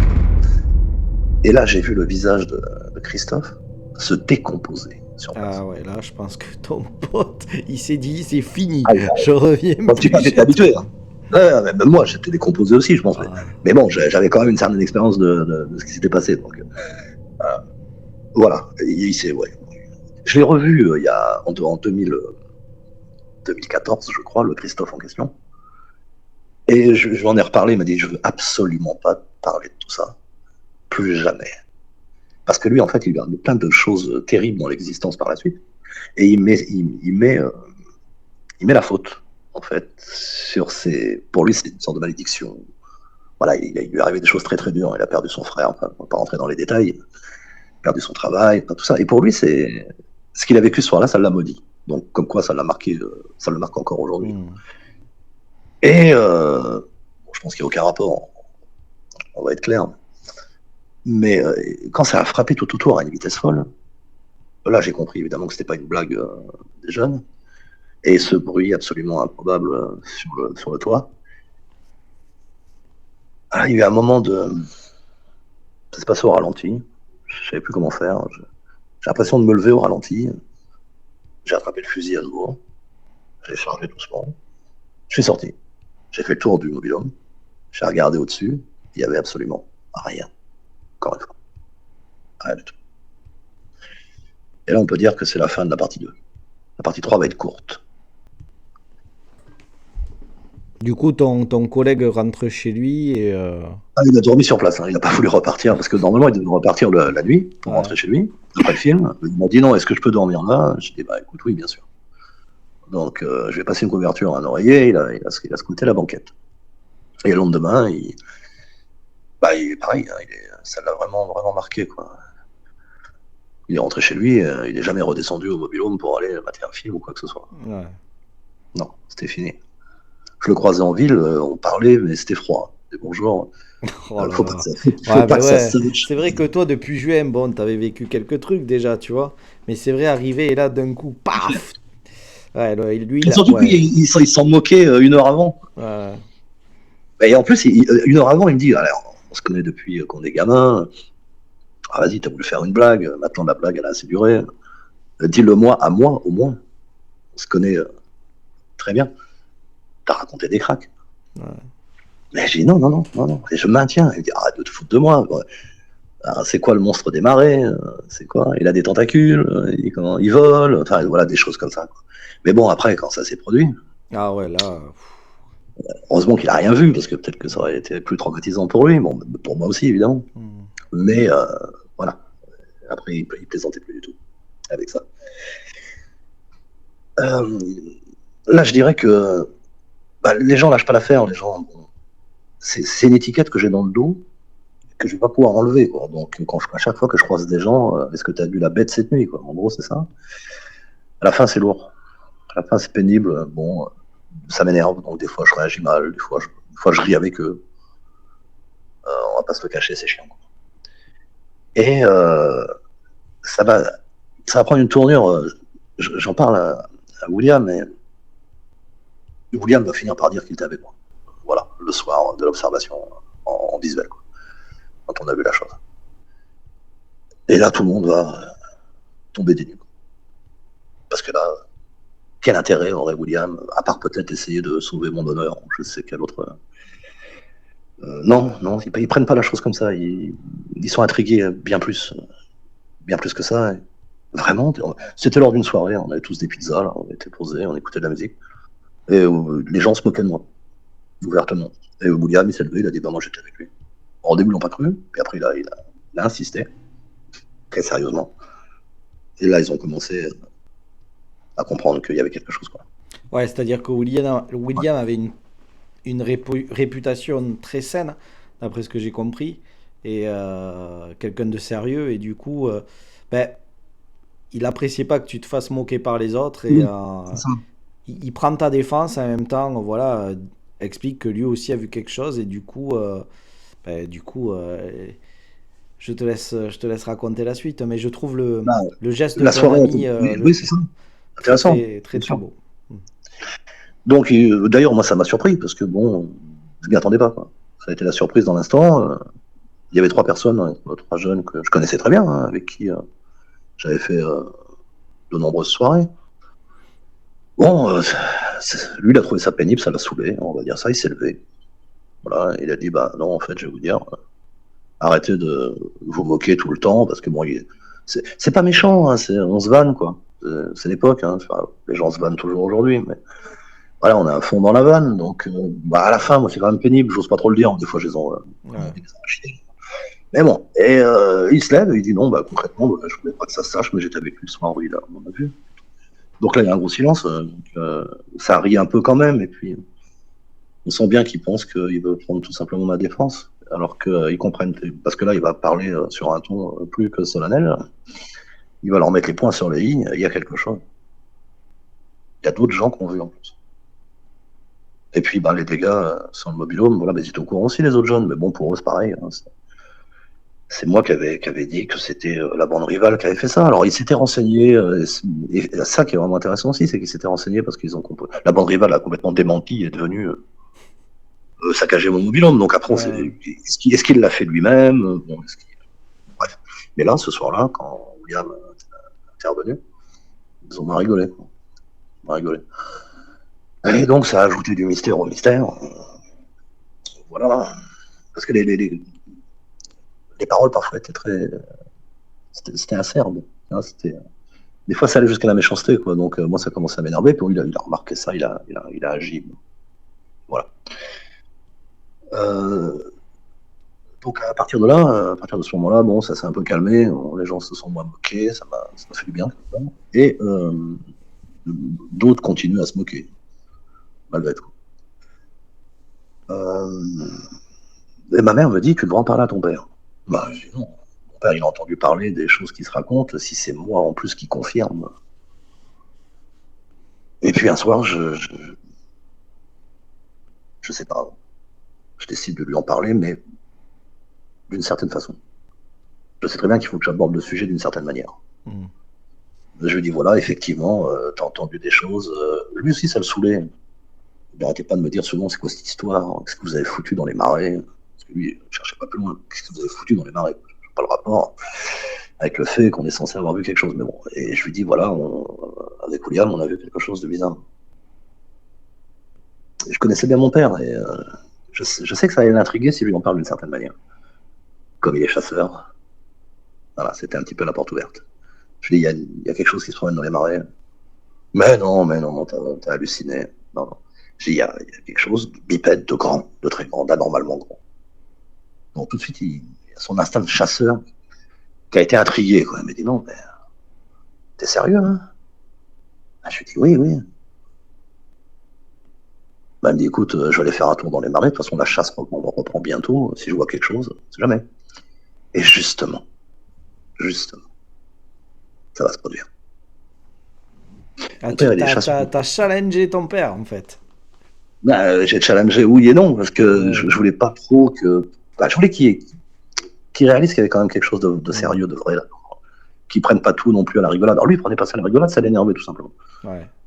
Voilà. Donc ça va se passer de plusieurs mois plus tard, puisque ça va se passer au mois de décembre. Alors pour être assez clair sur ce qui s'est passé, c'est que mon père est sauvaginier, c'est-à-dire qu'il chasse dans les marais. Voilà, il a un huto mobile, une sorte de blocos en bois qu'il enterre dans la vase. Et il est aubané, c'est-à-dire qu'il y a des cordes qui le maintiennent, la mer monte, l'eau passe dessous, il flotte, et devant lui, il y a une mare. Voilà, il chasse le canard, le bec plat, comme on appelle ça. Et à ce mois de décembre, il va lui arriver quelque chose. Donc, bon, il va installer son matériel de chasse, et il va vivre, comme il l'a dit par la suite, la chose la plus incroyable qu'il ait jamais vue. Seulement, il va avoir une deuxième chose incroyable par la suite. Alors, je vais faire assez vite. Le lendemain, parce que bon, il pose le matériel de chasse, après il va à la chasse, après il faut qu'il retire le matériel de chasse. C'est interdit de laisser le matériel sur place. Donc il y a tout un micmac pour pouvoir chasser de cette façon-là. Il y a des lois, quoi. Et il retire son huto mobile du marais. Je le vois le soir. C'est pas mon père. C'est pas mon père. Et mon père n'a pas un comportement comme ça. J'ai l'impression qu'il est taciturne. Je sais pas ce qu'il a. Je lui dis, ça va pas, il y a un problème. Il me dit, ouais, il y a un sacré problème. Il faut vraiment qu'on parle. D'accord. Alors, je m'attends tout sauf à ça. Et il veut m'en parler, mais pas au mobil-home. Il veut m'en parler dans son terrain. Dans son terrain, il a une sorte de chalet, là où il a son matériel de pêche. Donc il m'invite au chalet, un endroit où je suis d'habitude pas convié. La table de poker et tout ça, c'est pour ses amis. Et il sort la bouteille de whisky, et il me sert un whisky. Alors, ben, dis donc. Je lui dis, qu'est-ce qu'il fait? Il dit, ouais, non, prends un whisky, on discute. T'as vu quoi exactement? Donc je suis dans tous les détails. Donc je lui explique. Il se passe quelque chose, il est complètement ailleurs, il est complètement perdu. Il me dit, moi je vais t'expliquer ce qui s'est passé cette nuit. Alors bon, bah, là tout de suite je sais qu'il n'y a pas, c'est impossible d'en mettre en doute quoi que ce soit dans ce qu'il dit. Et il me dit, voilà, j'étais dans mon huto, avec les lucarnes à l'avant qui étaient fermées. Et faut savoir qu'il chasse le matin, enfin le soir jusqu'à la nuit tombée. C'est une nuit sans lune, cette nuit-là, et il dort.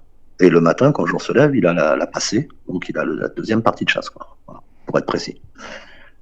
Et il fait sa partie de chasse jusqu'à ce que la nuit tombe, et en l'occurrence, il décide de dormir. Alors c'est tout confort dedans, hein, il est bien installé, et puis il est très équipé, il n'a pas des lance-boulettes, il a un calibre 10 et une canard 12, quoi. Donc là, en matière de fusil de chasse, c'est ce qu'il y a de plus puissant. Et il dort. Et puis là, il m'explique, il me dit, il y a quelque chose qui m'a réveillé. Pareil, alors c'est vers les 3h30 du matin. Ça revient souvent dans ces heures-là. Ouais, ça concorde avec l'observation avec William, ça concorde avec la destruction de mon mobil-home et avec l'observation de mon père. Je sais pas trop à quelle heure c'était pour Monique qui voit des choses au-dessus d'un réverbère, mais c'était peut-être dans ces heures-là aussi, peu importe. Il se trouve qu'il me dit comme ça, de but en blanc, quelque chose m'a réveillé. Ça retourne à 3h30 du matin. J'ai regardé mon réveil, donc il était environ 3h30. Et je ne savais pas, parce que je venais de me réveiller, donc j'étais un peu entre le sommeil et puis l'état de veille. J'avais l'impression d'avoir fait, c'est ces mots, hein, j'ai l'impression d'avoir fait des bulles avec la bouche, hein, que j'avais rêvé, quoi, et que ça m'avait réveillé. Donc je me frotte les yeux, et là, il s'est passé quelque chose. À environ 2 mètres. Alors il faut savoir que mon père, on ne le voit pas, là, il est complètement sous terre. Et la glinette, hein, la végétation qui pousse dans les marais, a recouvert complètement, par ses soins, le huteau. Hein, il est en mode ultra camouflage. Et à 2 mètres derrière son installation, donc je précise bien, il est enterré, il y a un cri. Et j'ai entendu un cri. Alors, oui, d'accord, un cri comment? Il y a quelque chose d'inimaginable.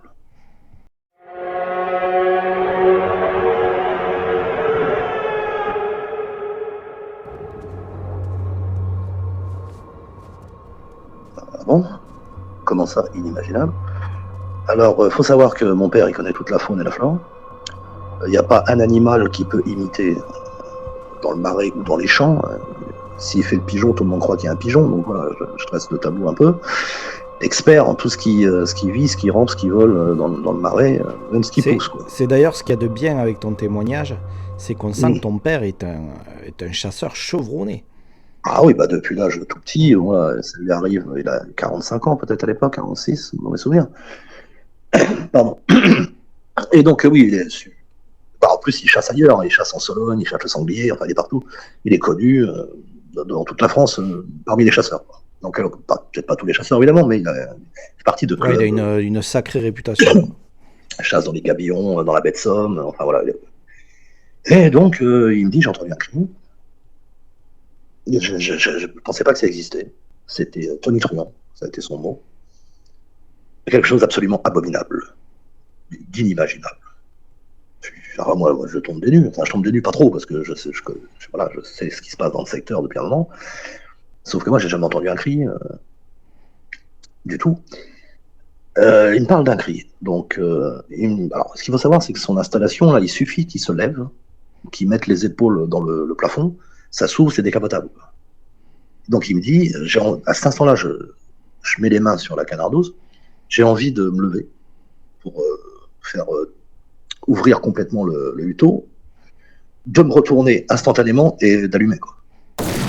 Parce que de toute façon, vu le cri, voilà, t'allumes, tu regardes après ce que t'as fait, quoi. Bah, je dis waouh, et ensuite, bah, il me dit ensuite, bah non, j'ai pas osé. Pardon? Je lui dis quoi? Il dit non, j'ai pas osé. Alors, mon père, pour moi, c'est pas parce que j'ai 16 ans, hein, c'était le cas bien avant, mais je le connais, il a peur de rien, quoi. Non. Il est impavide. Oui, jusque-là, impavide. C'est-à-dire que là, tu vois ton père qui a, peut-être pour la première fois de ta vie, a réellement eu peur. Ah oui, on pratique la chasse au gros, on pêche les requins taupes. Bon, c'est exactement la même pêche que dans les dents de la mer. On a les gros bidons, les gros hameçons, on pêche le requin. Il est tombé à l'eau parmi les requins, c'est tellement de choses. Il traînait dans les endroits les plus dangereux. On a traversé les Açores en voilier, dans la tempête de folie. Mon père n'a pas peur. Là, il dit j'ai les mains sur la canardeuse. J'ai qu'une envie, hein, c'est de l'allumer. J'ose pas. Donc je dis ça va être quand même quelque chose, ce cri. Il me dit j'ai quand même un doute parce qu'il y a des grands cervidés qui peuvent traverser la rivière, qui passent à travers le marais. Et en période effectivement de rut, hein, le brame, je crois que c'est ça le cri, c'est effectivement impressionnant. Donc il me dit bon, seulement ça se remet à crier une deuxième fois, encore plus fort. Et là il dit j'étais paralysé. Paralysé. Il m'a dit je croyais que le diable, c'est le mot qu'il a employé, hein. Je crois que le diable était derrière. Ah là j'étais pétrifié. Il me fait un canular, c'est pas possible. Je peux pas le croire. Mais je vois bien que c'est vrai, quoi. En plus, il m'amène dans son chantier, verse un whisky, ce qu'il fait jamais. Ah, je dis, là, je prends le truc très au sérieux. Je dis, et après? Et ben après, j'ouvre les lucarnes à l'avant. Seulement, il y a des étoiles, mais il fait quand même, il n'y a pas de lune, quoi. Et j'attends 20 minutes. Il se passe rien. Alors, je prends le fusil. Alors, sur son fusil, il y a une lunette de visée. lunettes de chasse, et il va sortir le canon par la lucarne, et il va observer dans sa jumelle. Et bingo, qu'est-ce qu'il voit? Il voit quelque chose. Une grande silhouette qui traverse le marais. Mais elle est déjà loin. Il voit une silhouette qui traverse le marais, mais elle est déjà loin. C'est ses termes exacts. Mais j'ai pas vu de détails, j'ai vu que c'était grand. C'est ce que tu as vu, c'est ça? Bah, oui, je pense que c'est ce que j'ai vu. Et cette histoire, il va m'en parler jusqu'à la fin de sa vie. Malheureusement, il s'est noyé à bord de son voilier en 2016, au même endroit où il a fait l'observation. Bah, pas loin de là où il a fait l'observation. Il est tombé de son bateau. Et quand je repense à ce qu'il m'a dit ce jour-là, ça reste un des moments les plus forts que j'ai vécu avec mon père. Même plus fort que les tempêtes de force 10 dans lesquelles on était. Parce que là, vraiment, bah, déjà, j'étais content. Parce que je passais plus pour... voilà. Et il m'a dit, bon, bah, on va le traquer. J'ai dit, ah bon.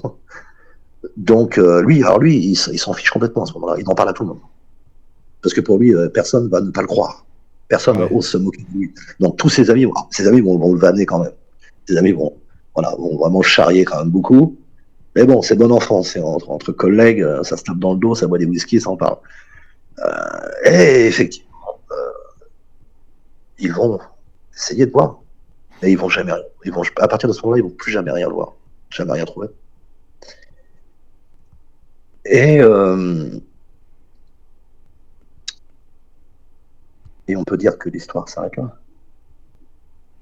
Presque. Ouais, par la suite, il y a plus d'événements étranges qui se sont passés. Du moins, dont tu n'as pas eu écho. Disons que moi, et bon, après, ça sort du cadre de l'histoire que je raconte, mais au mois de novembre, c'est vrai que, bon, bah voilà, c'est pas trop le but de cet entretien, mais j'ai assisté à ce qu'on a appelé les événements du 5 novembre 90, ce qui va déclencher chez moi une passion pour l'ufologie. Je vais lire des centaines de livres par la suite et je me documente tout ça. Donc, je rapproche pas les événements que j'ai vécus avec cette chose dans les marais, et puis voilà, avec les événements que j'ai vus dans le ciel. Mais il y a eu ces événements-là, absolument incroyables. Alors, je vais juste en parler de 30 secondes. C'est que, pareil, j'étais sorti de mon mobilo un soir, c'était le 5 novembre 90.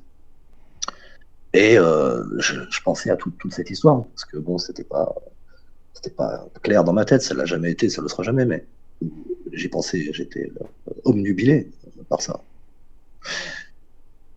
Et à l'instant où je pense à ça, je vois quelque chose. Il y a eu des sortes de faisceaux, hein, comme des traits qui sont descendus du ciel, dans les marais.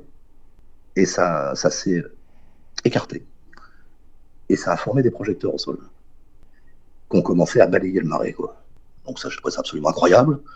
Je lève la tête vers le ciel, à droite, à gauche et au-dessus de moi, et voilà, j'ai assisté à une observation, on va dire, ufologique, de grande ampleur, d'une telle ampleur que j'ai couru au mobilo, mais je me suis...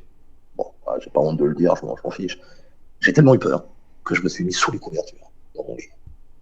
Mais je ne fais pas le rapprochement entre ce que j'ai vu ce jour-là et les événements du secteur, parce que là, je me suis dit, bon, là, je deviens fou, ou alors je ne sais pas trop quoi.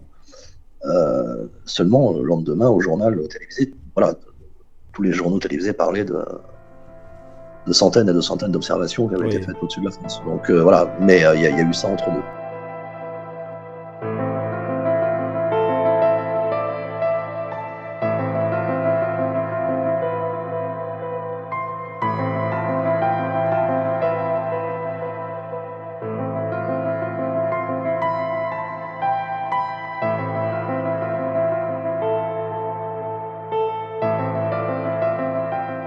Mais après l'épisode de... C'est quand même louche que l'OVNI quadrille le marais. Tu vois, c'est... Oui, tout à fait. Alors, oui, alors, comment dire, il y avait vraiment... il y a eu un premier trait, c'était bleu. C'était une sorte de trait bleu qui était descendu du ciel. Alors, déjà, bon, ça m'a scotché complètement, parce qu'avec tout ce que j'étais en train de vivre dans l'instant, c'était trop. Un deuxième trait, séparé de quelques mètres. C'est pareil, ça se passe à 300 mètres, peut-être 250 mètres de là, de ma position. et ça disparaît. Et ensuite, c'est 3 traits qui apparaissent. 3 traits de lumière très fins, de couleur bleue, un peu bleu électrique. Et ça, les traits en question vont se séparer, de droite à gauche. Enfin, se séparer, hein. Moi je vois ça de droite à gauche par rapport à ma position. Et ça fait vraiment des projecteurs, énormes projecteurs au sol, qui éclairent et qui se baladent comme ça sur le sol, quoi. Vraiment des lumières circulaires, comme des projecteurs, très puissants, et ça va se balader partout. Il y en a 3. Et à ce moment-là, je regarde à gauche, à droite, qu'est-ce que c'est? Et je regarde au-dessus de moi, et là, au-dessus de moi, il y avait quelque chose d'absolument incroyable. Il y avait une formation de sphères, il y avait 5 sphères, absolument gigantesques. C'était à très haute altitude, je pense, en plus. Ça faisait 5 sphères, il y en avait 2, puis 2 à l'arrière, et 1 à l'arrière. Et il y avait comme une sorte de traînée brumeuse à l'arrière, mais c'était vraiment très haut, hein. Mais c'était très très lumineux. Et autour des sphères, il y avait des anneaux qui tournaient sur eux-mêmes. Donc là, ça m'a pétri. J'ai tellement eu peur que je me suis enfermé chez moi et que je me suis mis sous les couvertures, quoi, comme un gosse, quoi, qui a peur du noir. Pas encore. Ouais. J'ai trouvé une image. Oui, et puis avec tout ce qui s'était passé auparavant, tu m'étonnes. Ah oui, non, mais pour moi, c'est l'observation la plus incroyable que j'ai fait de toute ma vie, cette histoire. Parce que bon, c'est vrai que bon, il y a la chose observée dans les marées. Cette observation de la chose dans les marées et cette observation d'OVNI, voilà, c'est vraiment ce que j'ai vécu de plus intense, et ça s'est passé à 33 ans. Donc évidemment, j'ai essayé d'y réfléchir, j'ai fait des rapprochements avec ce qui se passait dans le coin, peut-être que, après, bon, peut-être que, comme le lendemain à la télé, tout le monde en parlait, bon, c'était soi-disant, je me souviens, une entrée d'un étage de fusée russe, hein, dans mes souvenirs. Oui. Voilà, après, quand j'ai vu que... après, bon, je me suis documenté, je suis tombé sur des émissions que tu dois connaître, Didier Deplège, Oui. avec sur Radio Ici et Maintenant, la vague d'OVNI. Donc, c'est marrant parce que je sais pas si tu es au courant, mais ce soir-là, ils étaient en live dans l'émission quand il y a eu les faits sur la France. Et l'émission est très intéressante à écouter. Et, quand on entend le témoignage des gens, il y a peut-être eu simultanément une entrée atmosphérique de fusée russe. Oui, mais là, je crois que je m'étais renseigné là-dessus. Je crois que la fusée russe, en fait, elle a, disons qu'elle prend une direction bien précise quand. Oui, c'est ça. Moi, c'était du Western East. Ouais, alors que les témoins d'OVNI ce même soir ont vu des ovnis à l'opposé. Je crois même que c'est pendant cette nuit-là que Jean-Gabriel Grelet, ça doit te parler, oui, avait fait son observation. Hein. Exactement. Ouais, je me suis beaucoup documenté depuis. Et ouais, c'était super intense. Donc voilà. Et puis, pour terminer, s'il y a encore un peu de temps. Vas-y. Il n'y a pas de souci, Alex. D'accord. Il y a 3 choses très rapides, hein, vraiment très rapides. Ma mère, voilà, que j'ai vue pas plus tard qu'hier. On a reparlé de tout ça, bien sûr. Tu y as reparlé parce que tu savais que tu allais venir en parler? Oui, c'est ça. J'avais envie qu'elle me dise si éventuellement il y avait des choses qui n'avaient pas été dites à l'époque, ou si elle n'avait pas tout dit, ou si elle avait des souvenirs, des choses qu'elle aurait éventuellement... je sais pas. J'avais envie d'en parler avec elle. Et mon frère, il a 42 ans aujourd'hui, donc c'est plus pareil. Et donc, lui se souvient très très bien de la nuit de la destruction du Babylone, etc. Puis elle m'a rappelé cette phrase, je suis venu et je reviendrai. Et enfin bref. Et du coup, je sais plus pourquoi je disais ça. Oui, elle m'avait dit quelque chose à l'époque. Bon, après, bon, ça vaut ce que ça vaut, parce que c'est pareil. Hein. Parfois, on voit des choses et on peut faire des erreurs d'interprétation. J'étais rentré soirée de chez des amis, elle dormait pas, j'étais rentré de bonne heure parce que je partais à la mer. Elle m'avait dit oui, j'ai vu aujourd'hui 3 camionnettes blanches qui sont venues dans les marées, et les gens ils portaient des combinaisons. C'était quand ça? Ça c'était c'était pendant entre juin et décembre? Ouais, c'était pendant les événements, c'était plus malheureusement je sais qu'elle m'a dit ça, mais je leur demande. Mais c'est intéressant quand même. que tu le Ouais, dis. elle m'a dit qu'il y avait 3 camionnettes blanches avec des gens qui portaient des combinaisons et des masques. Alors ça, j'ai trouvé ça. Je dis, qu'est-ce que c'est cette histoire? Ça peut être tout et n'importe quoi, des gens qui s'occupent de l'environnement. Après, ça paraissait bizarre quand même. Ouais. Et ça, je peux l'ajouter parce qu'elle m'en a reparlé là, pas plus tard qu'hier. Mais bah, elle m'a pas donné la date, je n'ai pas pensé lui donner exactement. C'est pas, peut-être qu'elle se souvient plus vraiment, mais elle m'a dit, oui, oui, effectivement, je me souviens très bien. Pendant qu'il y avait les phénomènes dans les marais où on habitait, il y a eu je me souviens de t'avoir parlé de ça, je me souviens d'ailleurs très bien, il y avait 3 camionnettes voilà, avec des gens qui étaient bizarres, habillés dans des sortes de combinaisons blanches. Hmm. Voilà. Donc il y a cette petite anecdote en plus. Et ce qui va marquer véritablement la fin de tous ces événements, c'est les 2 anecdotes suivantes là, qui vont être assez courtes. Mon père, un soir, encore lui, il part seul à la mer. Et là, on doit être en début 1991, aux alentours de janvier, parce qu'il pêchait la morue, donc il gelait. C'est très bon quand il fait très froid, la morue.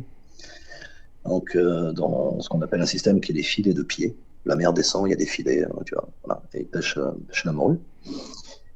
Et donc, il allait partir avec son tracteur relever les filets de pied, avec son chariot, etc. Et il a observé quelque chose. Et le lendemain, bien sûr, il m'en parle. Et il me dit, hier soir, j'ai vu une soucoupe volante. Je lui dis, quoi? J'ai décidément, dans ma tête, je commençais C'est fou à quand monter. même, parce que ton père, Qui quand on croyait tout. l'entend, hein, quand tu nous le décris avant qu'il ait Ouais, en ses fait, ça. expériences, mais qui est très cartésien, qui pour lui, mais Bon, alors ce genre de truc, c'est... Et ouais. là, en Là, fait, ouais. il me dit, j'ai vu une soucoupe volante. Je dis, mais qu'est-ce que tu me racontes? Il me dit, oui, oui, oui. En fait, il me dit, c'est très simple. Il me dit, j'avais envie de prendre ma moto. Il a des Harley Davidson. Il dit, je voulais monter sur l'Harley et puis aller voir de près, quoi. Mais j'ai hésité. Je dis, ah bon? Il me dit, ouais, parce que c'est pas ce qu'il peut y avoir dans ce genre d'engin, quoi. Et en fait, ce qu'il a vu, il m'a dit, c'était luminescent, de couleur, c'était vert, faisait nuit. Et c'était en forme de soucoupe. Ça volait à basse altitude. Je l'observais, j'en revenais pas, c'est pareil, hein, quand on assiste à quelque chose comme ça, toujours il y a l'étonnement, même si on a vécu des trucs, il y a toujours étonnement. Et il me dit, ça se baladait au-dessus des arbres, assez lentement, et ça s'est posé dans le marais. Je dis non, il me disait, ça s'est posé dans le marais. Là, parce qu'on habitait, à partir de 91, on a lâché l'affaire des mobilhomes, je précise. On a déménagé on a déménagé les mobilhomes dans un autre secteur. Hmm. Voilà, c'était plus possible de rester là-bas. Et puis on voulait pas de toute façon. Et c'est mon père qui a pris la décision depuis qu'il a eu son expérience à la chasse. Et il me dit là, ça s'est posé là où, à peu près là où il y avait nos mobilhomes avant. Waouh, rien que ça. Et j'ai beaucoup aimé ça parce que je lisais un bouquin en plus de Jean Sider à ce moment-là, que j'avais acheté en librairie. Il y a encore un contexte ufologique qui se mettait en place. Bon, il n'y a pas eu d'autre chose après. Et la toute dernière chose que je peux dire, c'est que il y a mes grands-parents qui sont venus me voir, nous ont rendu visite. C'était aux alentours de printemps, on va dire, fin du printemps peut-être 91. Et bon, ma grand-mère s'intéresse un peu à l'époque à tout ce qui est un peu étrange. C'est pas le problème. Et bah, je lui ai parlé parce que je savais qu'elle, elle était très ouverte sur ce genre de sujet. J'y avais touché mot au téléphone et elle m'avait dit non, non, il faut partir, il faut pas rester. Bon, voilà. Ce qu'on a fait par la suite. Et il se trouve que elle m'avait dit que dans les années 50, parce qu'elle habitait dans le même secteur dans les années 50, que son frère avait vu quelque chose. Son frère était parti promener un chien dans le même secteur hein, des marais et qu'il avait vu un très grand personnage. Donc ça date pas d'hier. Ça datait pas de mon époque. Il devait y avoir des choses avant apparemment. Donc elle a été très formelle. Hein, ton grand-oncle Michel, il a vu quelque chose de très grand. Donc et elle, pour elle, elle a employé ce mot. Après j'ai mieux compris, mais sur le coup, elle m'a dit Stofftier. Alors Stofftier, Je dis qu'est-ce que c'est? Je lui explique. Elle me dit bah, c'est comme ça dans notre famille. En fait, ma grand-mère a des origines, on va pas forcément les citer. Elle avait des origines parce qu'elle nous a quittés en 2006. Elle a plus de 80 ans et elle m'a dit je tire, c'est loup-garou.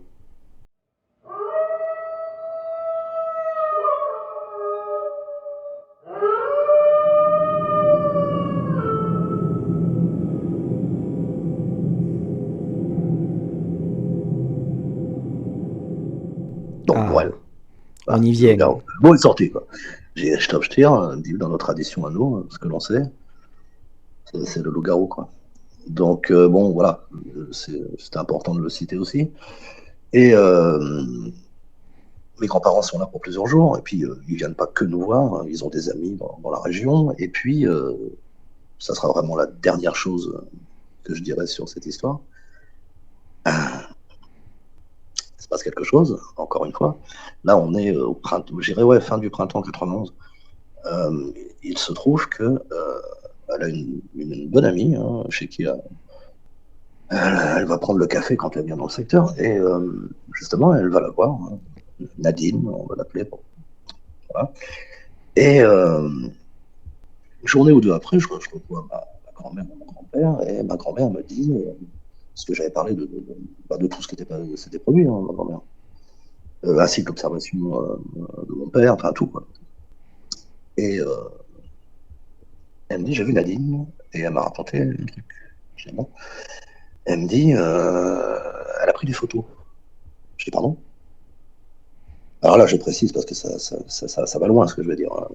J'ai rien à gagner, j'ai rien à perdre, ça m'a pourri la vie, toutes ces histoires.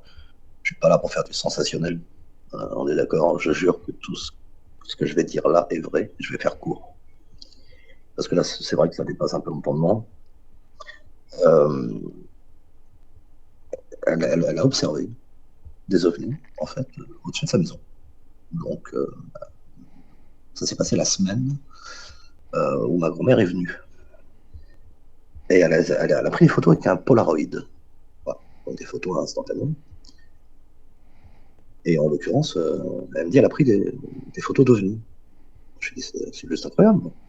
Dans ma tête, tout de suite, j'ai envie de voir ces photos. Quoi. Forcément.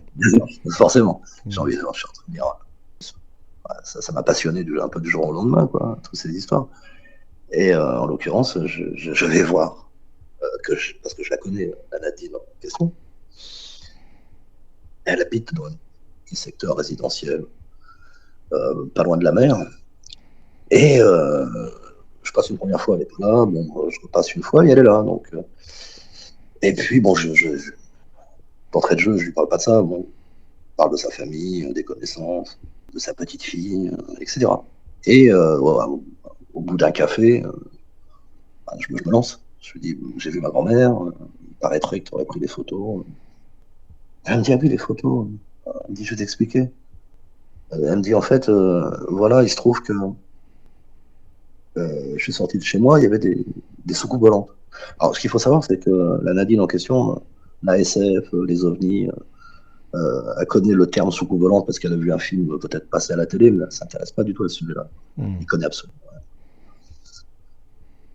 Et elle me dit, voilà, j'ai pris 2 photos.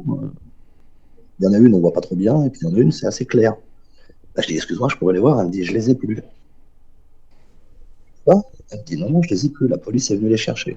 La police est venue les chercher. Alors là, du coup, j'hallucine complètement. J'ai de quoi mais... Elle me dit, ce que je comprends pas, c'est que je vois pas comment ils ont été au courant, j'en ai parlé à personne, à part à ta grand-mère. Et oui, c'est ce que j'allais te dire. Eh oui, c'est un truc qui cloche. Et je dis, ils sont arrivés quand? Elle me dit, ils sont venus le matin de bonne heure. Le matin de bonne heure, ça frappe à ma porte. Et je pensais pas du tout que c'était des policiers au début.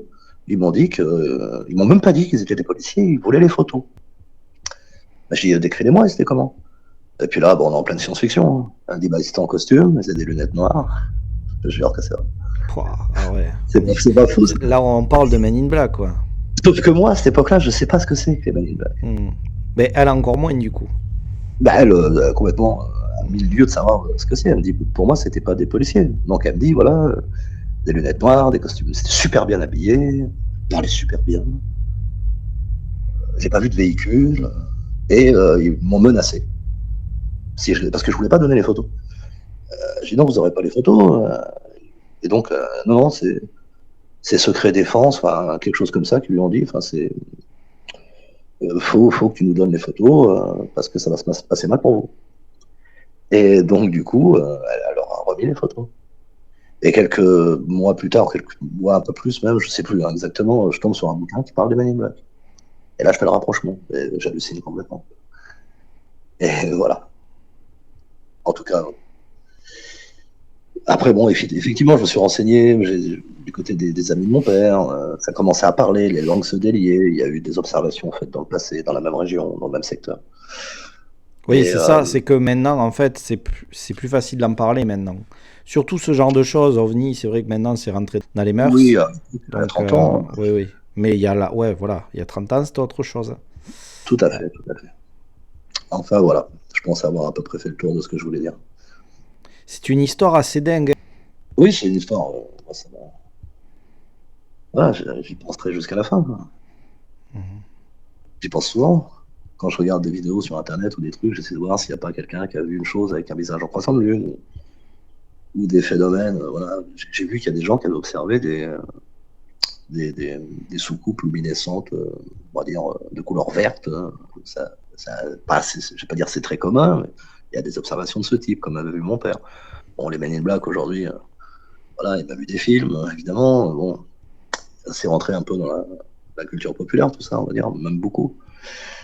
Et puis c'est vrai que l'approche aujourd'hui est différente, notamment avec ce qui se passe aux États-Unis. Enfin, C'est vrai que maintenant, on a la chance d'avoir libéré la parole, hein. Donc, les gens oui, peuvent parler plus facilement. Les gens sont plus ouverts sur ce genre de sujet. bien sûr. Et finalement, témoigner maintenant est, et j'ai envie de dire, est sûrement une logique pour toi, Alex. Parce que ça aurait été dans le passé, tu aurais J'aurais peut-être pensé, même pu avoir des problèmes. j'avais pensé écrire un bouquin, ça Hmm. se fera peut-être un jour. Alors d'ailleurs, Alex, est-ce que tu me permets, je ne sais pas si tu connais l'ufologue Egon Kragel. Concrètement, ça ne me dit rien. Non. Alors c'est un ufologue pour qui j'ai beaucoup de respect, qui fait un très très bon travail, tout comme D'accord. Bruno Brota aussi. Mhm. Je voudrais savoir, est-ce que tu me permettrais de lui transmettre ton contact pour que tu puisses parler avec lui? Oui, oui, bien sûr. Ouais. Parce que je C'est pense uniquement à, comme Mhm. ouais, je pense que c'est quelqu'un qui pourrait vraiment prendre le temps de t'écouter aussi, tout comme moi, et Mhm. prendre vraiment soin de ce témoignage que tu relates là, parce que pour moi, c'est vraiment important, hein, tout ce que tu dis là. Là, je pense qu'il faut vraiment continuer à essayer voilà, de le faire connaître au maximum, parce que Mhm. tout ce que tu dis là a l'air très sincère. Et puis, je Non, ça pense fait. aussi à tous Je l'ai ces vécu, donc, effectivement. et je pense aussi à tous ces pêcheurs, moi ça fait écho à ça aussi, ces pêcheurs, Mhm. tous ces chasseurs qui ont peut-être Mhm. peur de parler. Et peut-être que grâce à ton témoignage, Bien sûr. ils sentiront que voilà, ils sont pas Oui, seuls. je sais pas, excuse-moi de te couper, enfin, Mm. dans le sens où j'avais pas vu ça comme ça. C'est-à-dire que c'est très intéressant ce que tu dis, dans le sens où, effectivement, les gens qui sont isolés, comme des pêcheurs à pied professionnels ou en mer, ou les chasseurs qui sont dans des endroits isolés comme les marais, voilà. Donc, c'est vrai que c'est des gens, la plupart du temps. Mais ce qui est super intéressant aussi, c'est qu'on n'a que les histoires qui ont bien voulu être formulées. Le nombre d'histoires qu'il y a dû avoir, les gens n'ont pas parlé, ils sont décédés, n'ont jamais rien dit, ou qui sont encore vivants et n'osent pas en parler. Enfin, je veux dire, c'est le haut de l'iceberg, hein, ce qu'on a dessous, ça doit être assez conséquent. Je pense que C'est voilà, pour des ça histoires. que ton témoignage est important. C'est qu'il va donner la force à d'autres peut-être de prendre la parole. Et Ouais, même, pourquoi pas, toucher des gens qui habitaient à cette époque pas très loin de chez toi, qui en ont jamais parlé, jamais osé. En tout cas, peut-être. ta démarche Moi, est je bien sais que plus importante que tu oses peut-être imaginer. aussi, hein. Moi, je sais que je l'ai fait parce que bon, voilà, bon, j'arrive à la cinquantaine. Je me dis, je sais pas, c'est peut-être le bon moment d'en parler. Puis bon, à force de voir que les langues se délient, que voilà, c'est bien presque normal, hein. Les gens savent qu'il y a des choses bizarres qui se passent. On a tendance de moins en moins à en rire. C'est ça. Et puis ça dépend aussi à qui on communique les événements. Mais l'époque a changé, comme on disait tout à l'heure. Mais c'est vrai que ouais, j'avais envie de laisser une trace. Donc c'est vrai que j'ai dans l'idée d'écrire un bouquin. Je pense que je vais peut-être le faire. C'est peut-être une bonne expérience. Par rapport à ça, mais oui, pour tous les éléments cités, je pense que. Après, faut savoir que je suis retourné parce que j'habite plus du tout dans la même région. J'ai déménagé il y a longtemps. Aujourd'hui, je suis dans le 61. Dans le 61, d'ailleurs, j'ai entendu des histoires dans le 61 depuis que j'y suis, notamment de loups-garous dans les forêts. Les gens en ont parlé un peu. Et en l'occurrence, je suis retourné sur les lieux il n'y a pas si longtemps, quelques années, pour me souvenir. Le lieu est resté pareil, ça n'a pas bougé, toujours une sorte de no man's land. Et puis, j'ai fait le tour un peu, pour m'imprégner, me souvenir. Et j'ai vu des gens, j'ai revu des gens de l'époque, des jeunes, comme je disais tout à l'heure, qui ont mon âge aujourd'hui. Et je leur ai reparlé un peu de ça, quoi. Et, ils s'en souviennent très bien. Ils se moquent toujours autant. Par contre. Oui, mais je suis tombé sur 3 ou 4 personnes de l'époque, et on dirait, à l'époque, voilà, il nous a bien fait délirer avec tout ça, parce que finalement, ils n'ont jamais rien vu, les jeunes. En fait. Ce qui est très drôle aussi, pour finir avec les jeunes, c'est très intéressant, c'est qu'il y en a un ou deux qui a commencé à raconter des histoires pour se faire mousser, comme on dirait. Ils me traitaient de mytho, alors que moi, j'avais vu les choses. Et eux, ils inventaient des histoires pour essayer d'amplifier le truc, pour faire peur aux autres. Et c'était eux les mythos dans l'histoire, en l'occurrence dans une histoire vraie. Ouais. Et je trouve ça, c'est marrant, quoi. Ouais, c'était pour faire les intéressants. Ouais, c'est ça. D'accord. Écoute, Alex, je te remercie, mais infiniment et du fond du cœur d'avoir pris le temps, voilà, de venir ici pour témoigner, nous raconter tout ça. On fait une dédicace par la même occasion, s'ils nous écoutent de là où ils sont, à William et à ton papa. Et puis, est-ce que tu aurais quelque chose peut-être à rajouter avant qu'on se quitte? Ouais, je rajouterais que avant les événements, j'étais quelqu'un de très festif. J'étais avec mes amis, dans des concerts. Moi, je dirais que quand on vit une expérience intense de ce type-là, on parle surtout des événements, mais on parle moins de ce que ça fait sur la personne. Moi, ça m'a transformé. Je suis devenu différent après ces événements. Je suis devenu solitaire. Alors que j'ouvrais, le dernier bouquin que j'avais lu, c'était Le Monde Perdu de Conan Doyle. J'avais 12 ans, j'avais 16 ans, j'avais pas relu de bouquin. Je me suis mis à dévorer des bouquins. Je me suis mis à communiquer avec des gens dès que j'entendais quelque chose de bizarre, justement, que quelqu'un disait quelque chose de bizarre par la suite. Je me moquais pas, au contraire, j'essayais de voir s'ils pouvaient me dire quelque chose. Et j'ai rencontré des gens qui étaient sincères, qui étaient ouverts, que j'ai réussi à faire parler un peu. Je sentais que c'était réticent, mais voilà, ça m'a permis aussi d'apprendre d'autres choses sur la région et d'autres régions. Mais voilà, je voudrais insister sur le changement intérieur en fait de l'expérience chez moi. Mais j'ai vu que ça existait aussi beaucoup chez d'autres témoins qui se sont sentis transformés dans leur vie profonde. C'est ça, il y a toujours un avant et un après. Il y a toujours un avant et un après. Et tu l'as vu avec ton papa aussi. Et c'est pour ça que souvent les gens, c'est facile pour eux derrière leur écran de dire ouais mais non c'est du pipeau et voilà, mais, pas. Après, moi, je veux persuader personne que c'est voulu quoi que ce soit. Je dis simplement ce que j'ai vécu. Les gens font ce qu'on veut, ce qu'ils en veulent après. Bien sûr, mais ce que je veux dire par là, c'est que tant qu'on n'a pas vécu cette chose-là, peu importe le phénomène, il peut arriver que les gens restent fermés et pas du tout ouverts là-dessus. Mais comme tu l'as dit, à l'heure d'aujourd'hui, les choses changent et tant mieux. C'est différent. Mais je dirais une toute dernière chose. Je dirais tout simplement que si c'était quelqu'un d'autre à l'époque qui l'avait vécu, c'est-à-dire pas moi, mais quelqu'un d'autre, j'aurais fait partie de la bande de ceux qui s'en moquaient et qui auraient sûrement traité également de Beethoven. Voilà, c'est ça, c'est très clair. C'est très clair. Alors que bon, c'était moi qui était qui était l'observateur de ces phénomènes, donc c'est tombé sur moi, mais si ça avait été quelqu'un d'autre, encore une fois, j'aurais fait partie des gens qui auraient ri de lui, probablement. Enfin voilà. Tu as sûrement raison, Alex. Ben, écoute, je te remercie encore une fois. Et puis, comme tu le sais, on reste en contact, hein, comme d'habitude. Bien sûr. Et on n'oublie pas de rester connecté au mystère. Et on vous dit à très bientôt. Salut tout le monde. Au revoir.